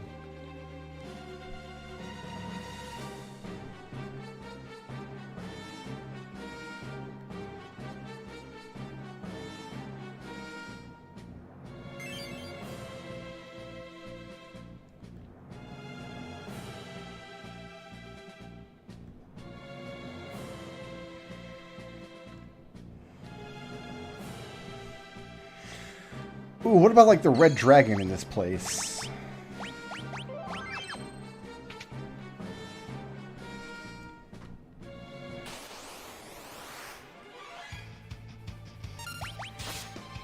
We are going to have to do some grinding here for reflect rings. Oh, we got this going for us too. Nice. I forgot about all the flash. I mean, we still wind slashed him, which is cool. We might need to back out and buy eye drops at some point. But yeah, like this red dragon, right? Or two yellow dragons, also. Just in my butt.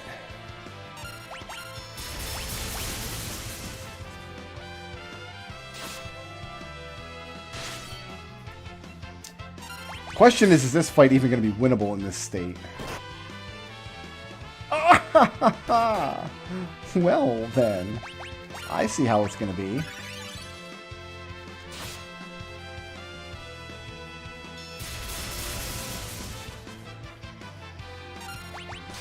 I think the play might be to fly back to Rigol. Or actually, we don't have to fly back to Rigol. We can go anywhere with all the same weapons and stuff.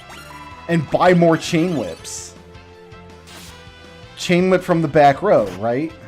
Like, that's the play here. Because these attacks are just killing us.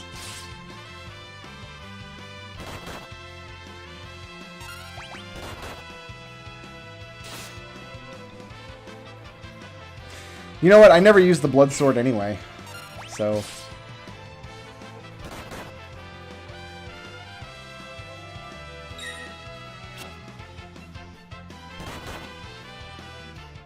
I thought this box was a red dragon, not 2 yellow dragons. But yeah, no, I'm really thinking I should get more back row okay stuff.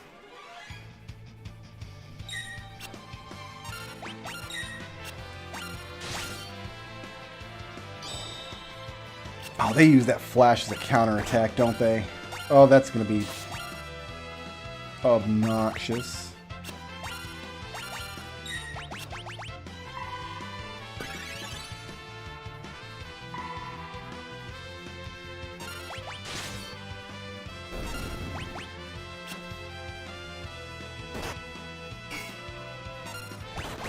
Oh, does the monster box pull from a list? Okay, that explains it. Yeah, because my memory was that being a red dragon, but if it can be a yellow dragon sometimes, then...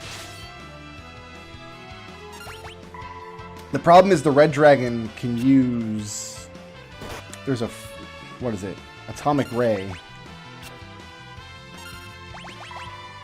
That I really don't have an answer for at the moment.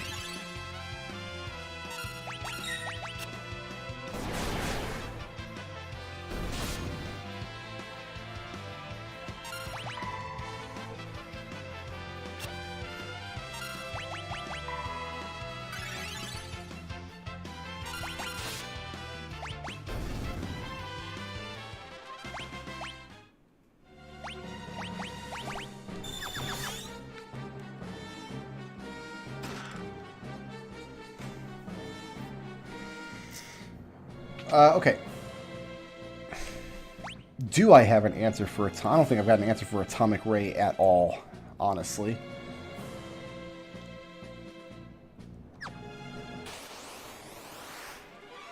Reflect Knights are who we gotta fight here.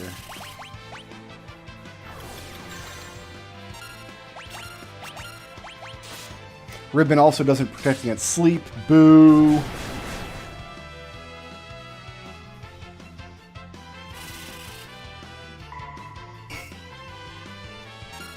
Yeah, we've been to the Surgate Weapon Shop.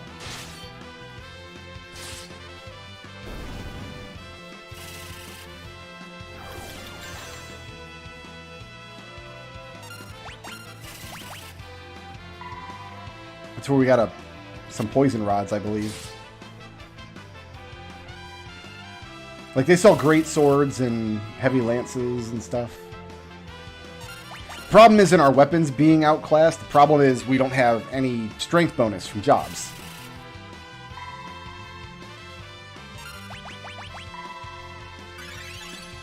So our damage is just always going to be low with the attack command. Especially if we can't hit the monster.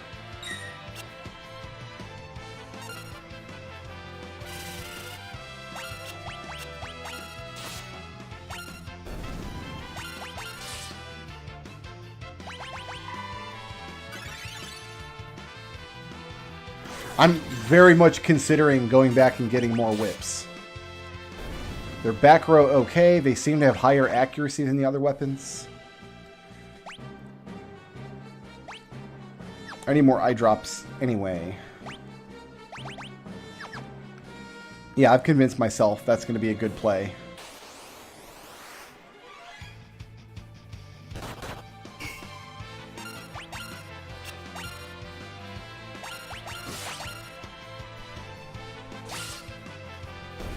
Probably by 3 more, so all 4 characters can have one.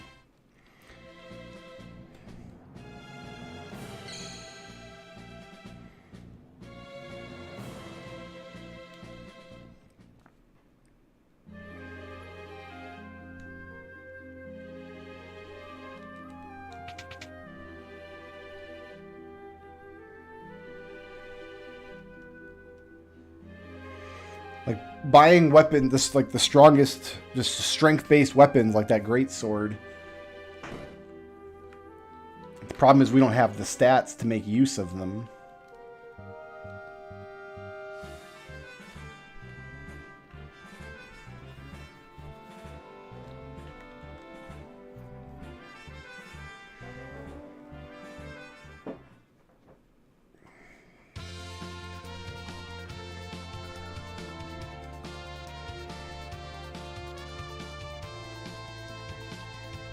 I mean, Gill Turtle's a dream, by the way. The Gill Turtle's just not in the cards at all.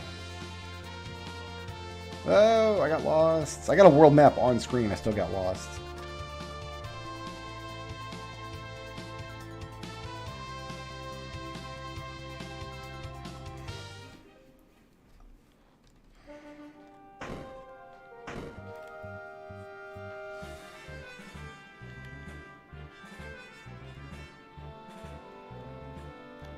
Wrong way. I want to go downstairs, don't I, to the shops.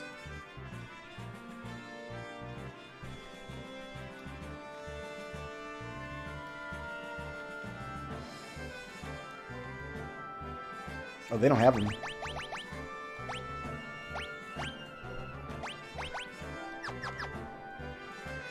So I do have to go to Ball.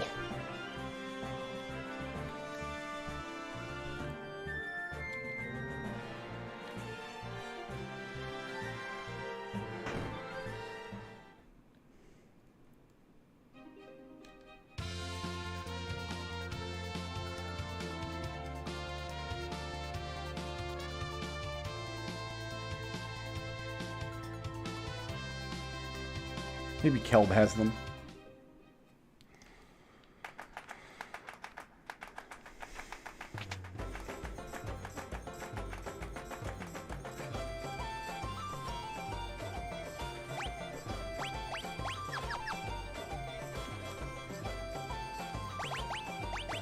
Ah, there we go.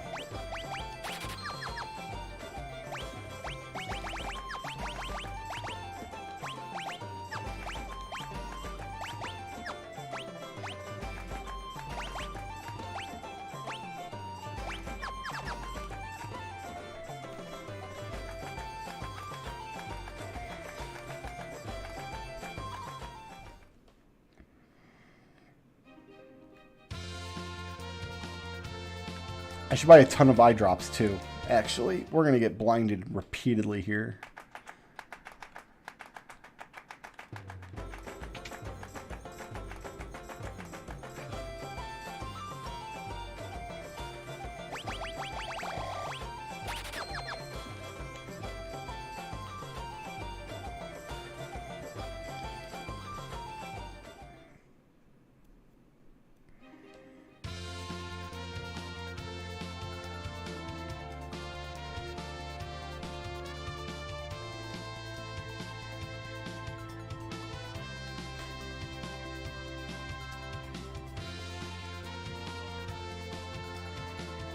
Alright, we'll try this again.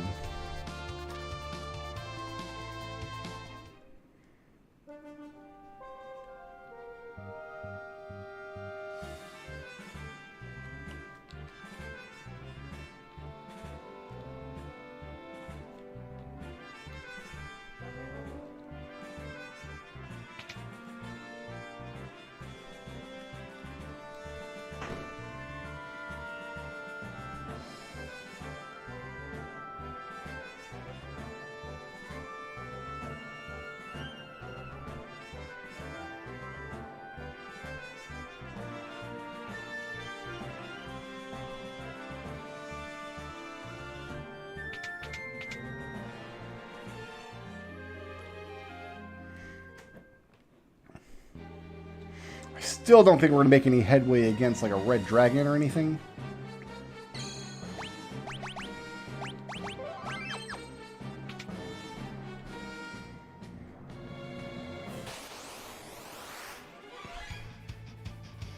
I'm not going to run from this back attack because we do need the drops from this monster.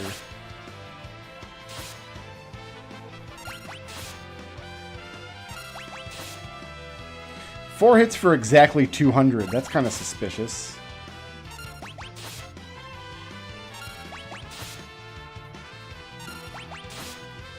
I think we paralyzed him. Nice. There's another benefit to using whips, I guess.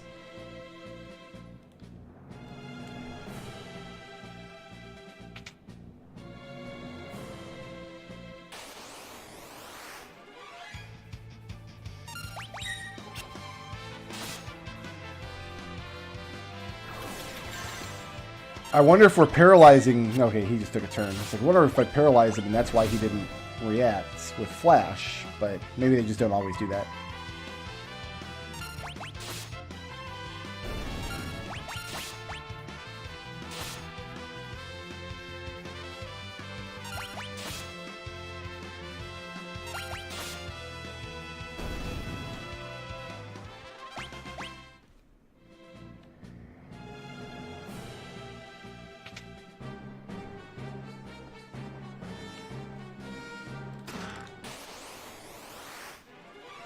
Okay, a red dragon is here.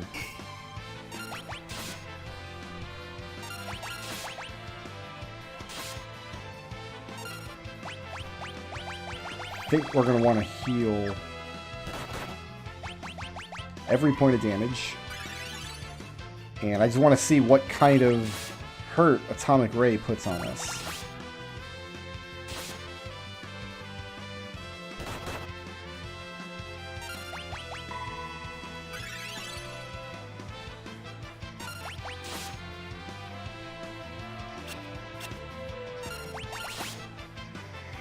We're holding our own right now, but Atomic Ray is the big question mark. There it is. That's not as bad as I was expecting, actually.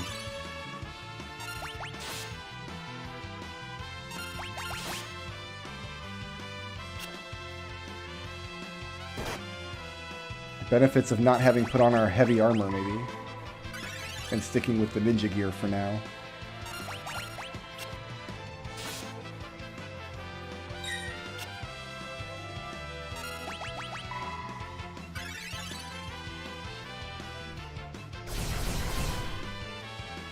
Okay.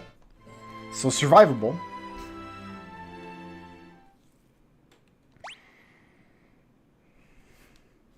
What if...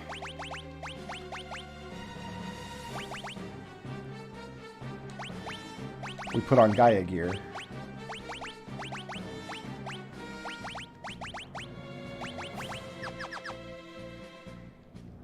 If that pulls the damage down to 300 or 400...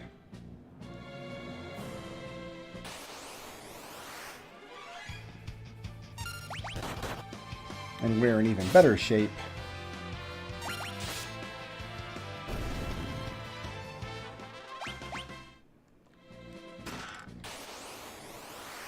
Okay, just one red dragon. That's what we want to see. So more damage from the regular attack, but the regular attacks already weren't doing that much against us anyway. So, if we can increase our resistance to Atomic Ray... Actually, looks like it didn't do anything for Atomic Ray, and I targeted the wrong person with the healing staff.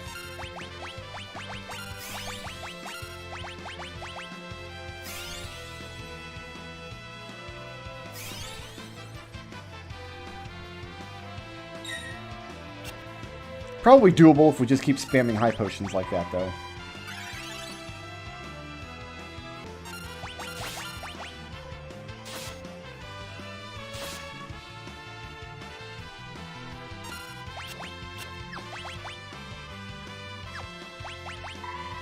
They're undead, right? Yeah, they're undead.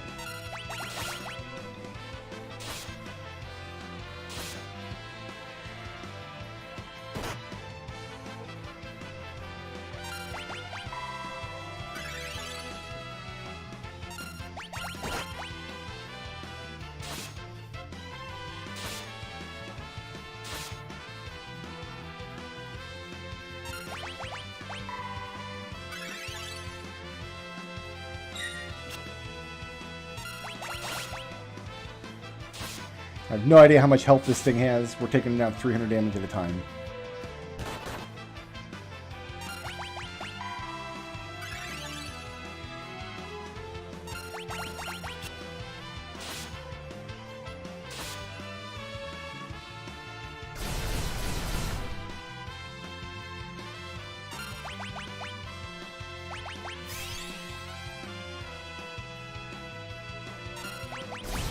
Oh, that's too bad.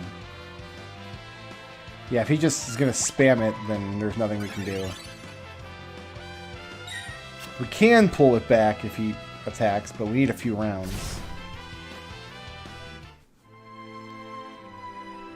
I doubt the red dragon can be silenced. I'll look it up, though.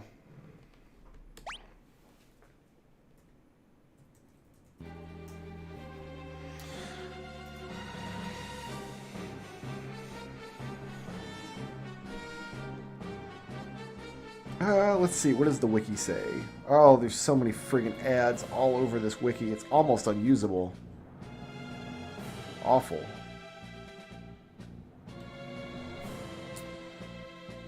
Why do you need so many friggin' ads, man? I got video ads, I got ads on the side, I got big pop-up ads. Like, Jesus.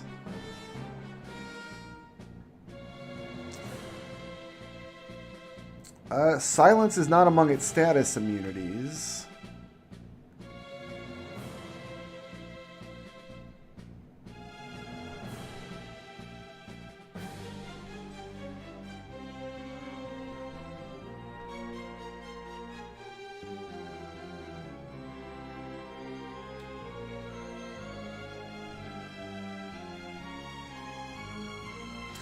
Let's see.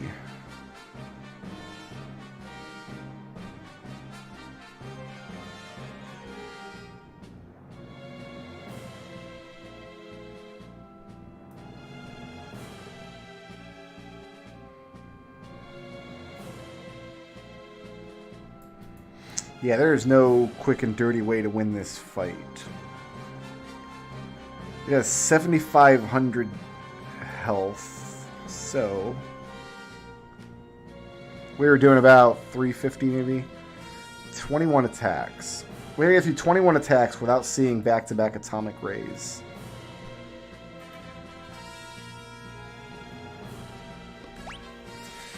Well, the only reason I'm seeing the ads is because I'm on a different Google account when I stream on my laptop. Usually I've got ad blockers installed, but it's like...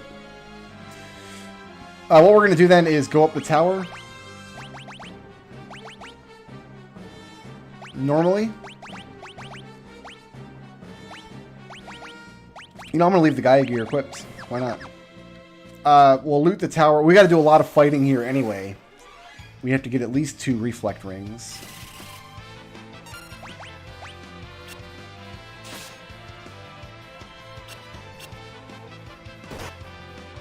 So maybe we'll gain a few levels and get another 100 hit points or so.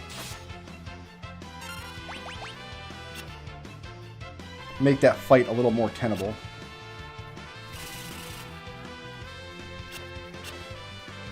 Too many people are using ad blockers on our content. What do we do? What if we had more ads? That's the solution.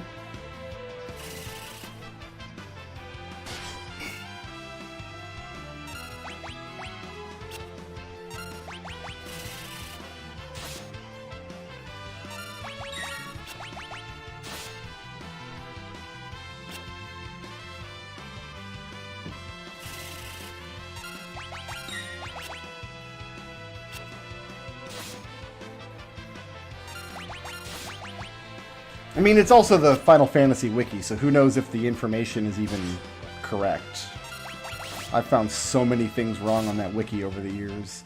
It's like just reliable enough that I don't want to stop using it as a source, but like every time I find something in one of these games that the wiki has reported inaccurately, I'm like, wiki? Why?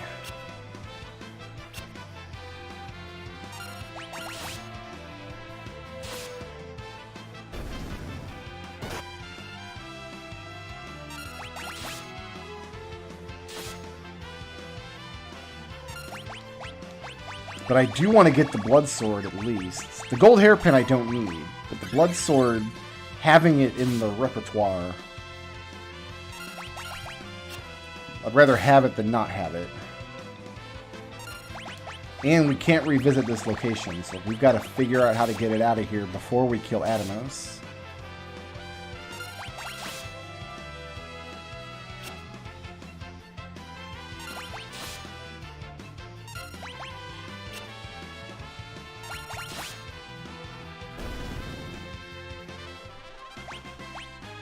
Hey, there's one.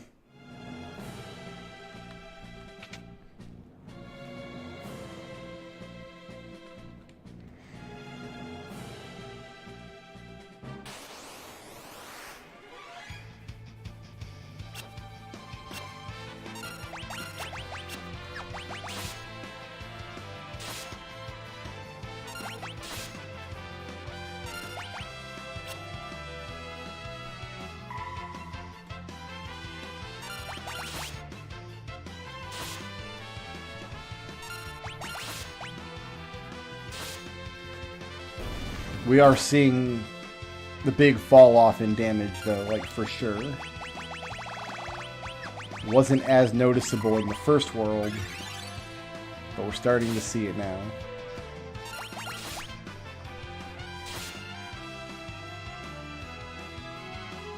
I'm hoping we can pick up the slack quite a bit in the third world with legendary weapons.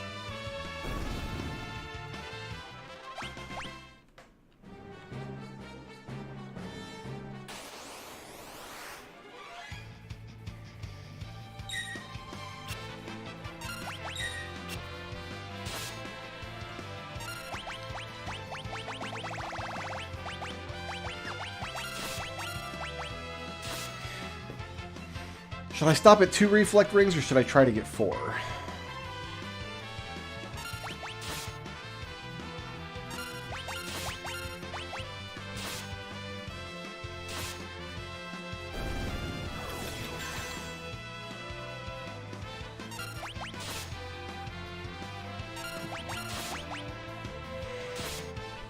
I mean, I feel like most of the jobs are actually unemployable. I mean, berserkers in this game would be completely unemployable except in the sex industry.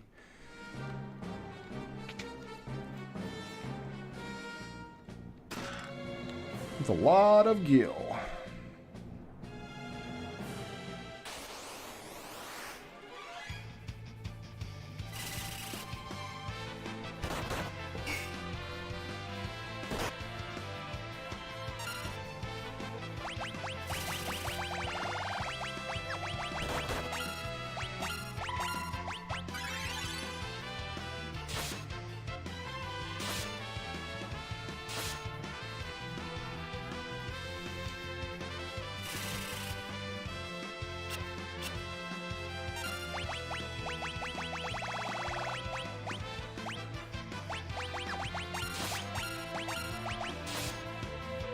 Fortunately, you don't get stats that level up in this game depending on what job you have equipped, which is what happens in Final Fantasy III, I do believe.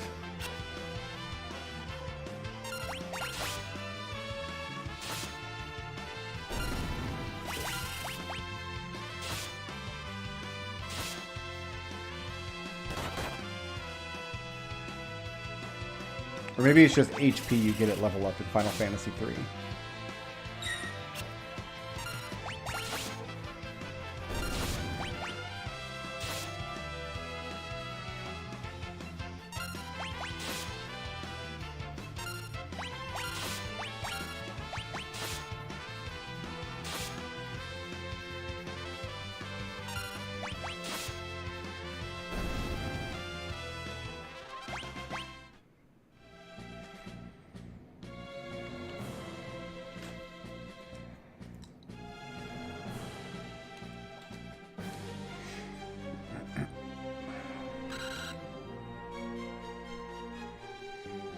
This is the scene that I used for Zizat's villainous card.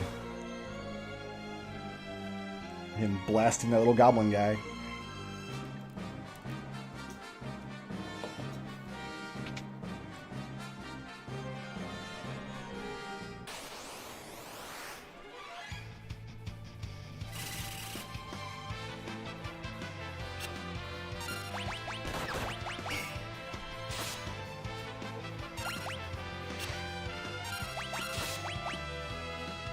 There is a situation in which I would need 4 reflect rings.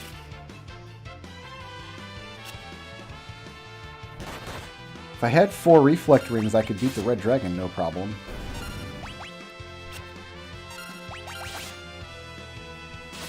X-Death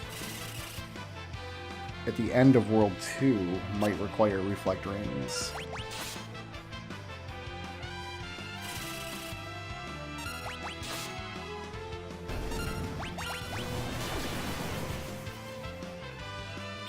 What's that thing on Zizat's head? That's a helmet, my dude. That's a horned helmet.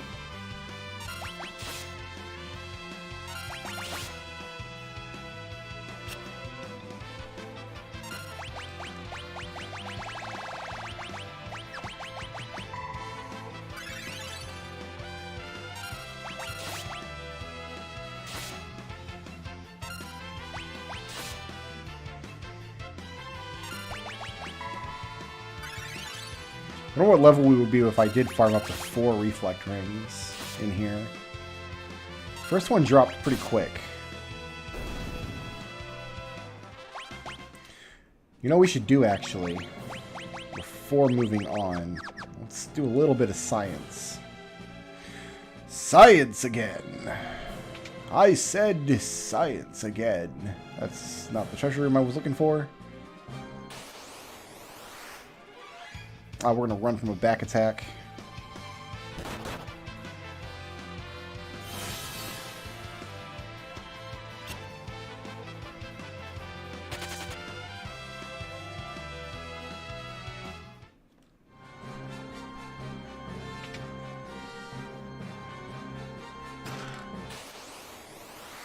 Oh, it's this guy again.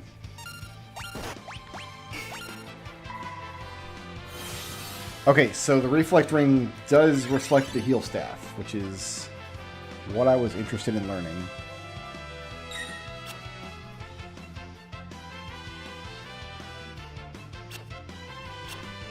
Whatever, let's fight it to death. It's fine.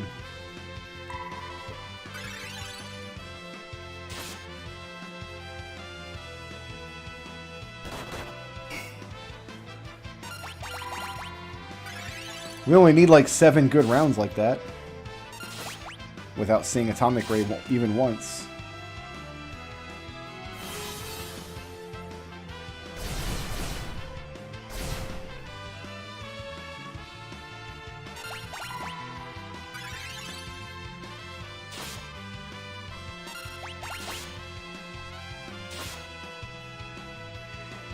How come Red Dragon's gotta be heavy, dude?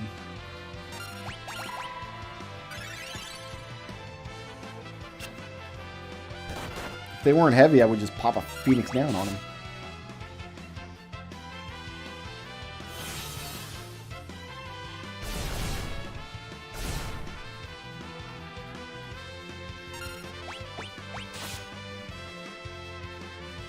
Oh, nice. He paralyzed himself. Gorgeous.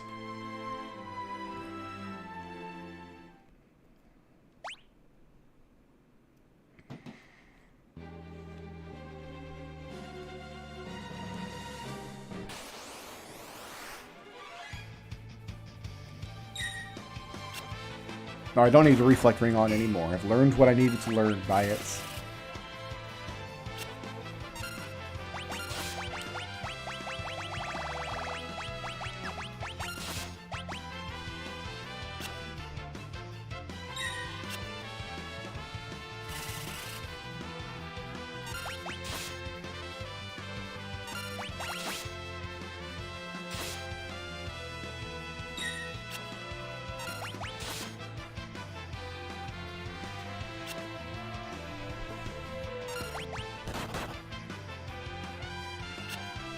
I've still got 6 or 7 ice rods. I got a bunch of ice rods. I made sure to have a good quantity of rods before leaving for Galif's world.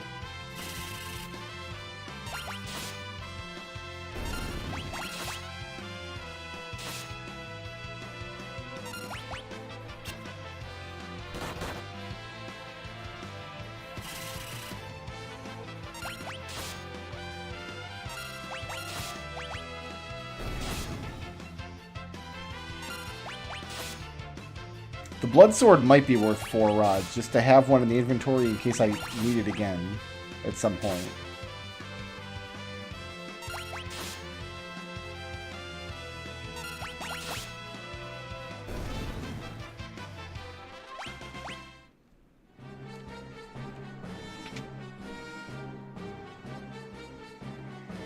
Unfortunately, I don't have any time to do any more grinding in this tower tonight. So when we pick this game up next time, we'll do some grinding in the tower for at least one more reflect ring. Then I'll see how I feel, I guess. I'm going to go take some more medicine, guys. Thanks for hanging out with me tonight, even though I'm Blockman. Peace out.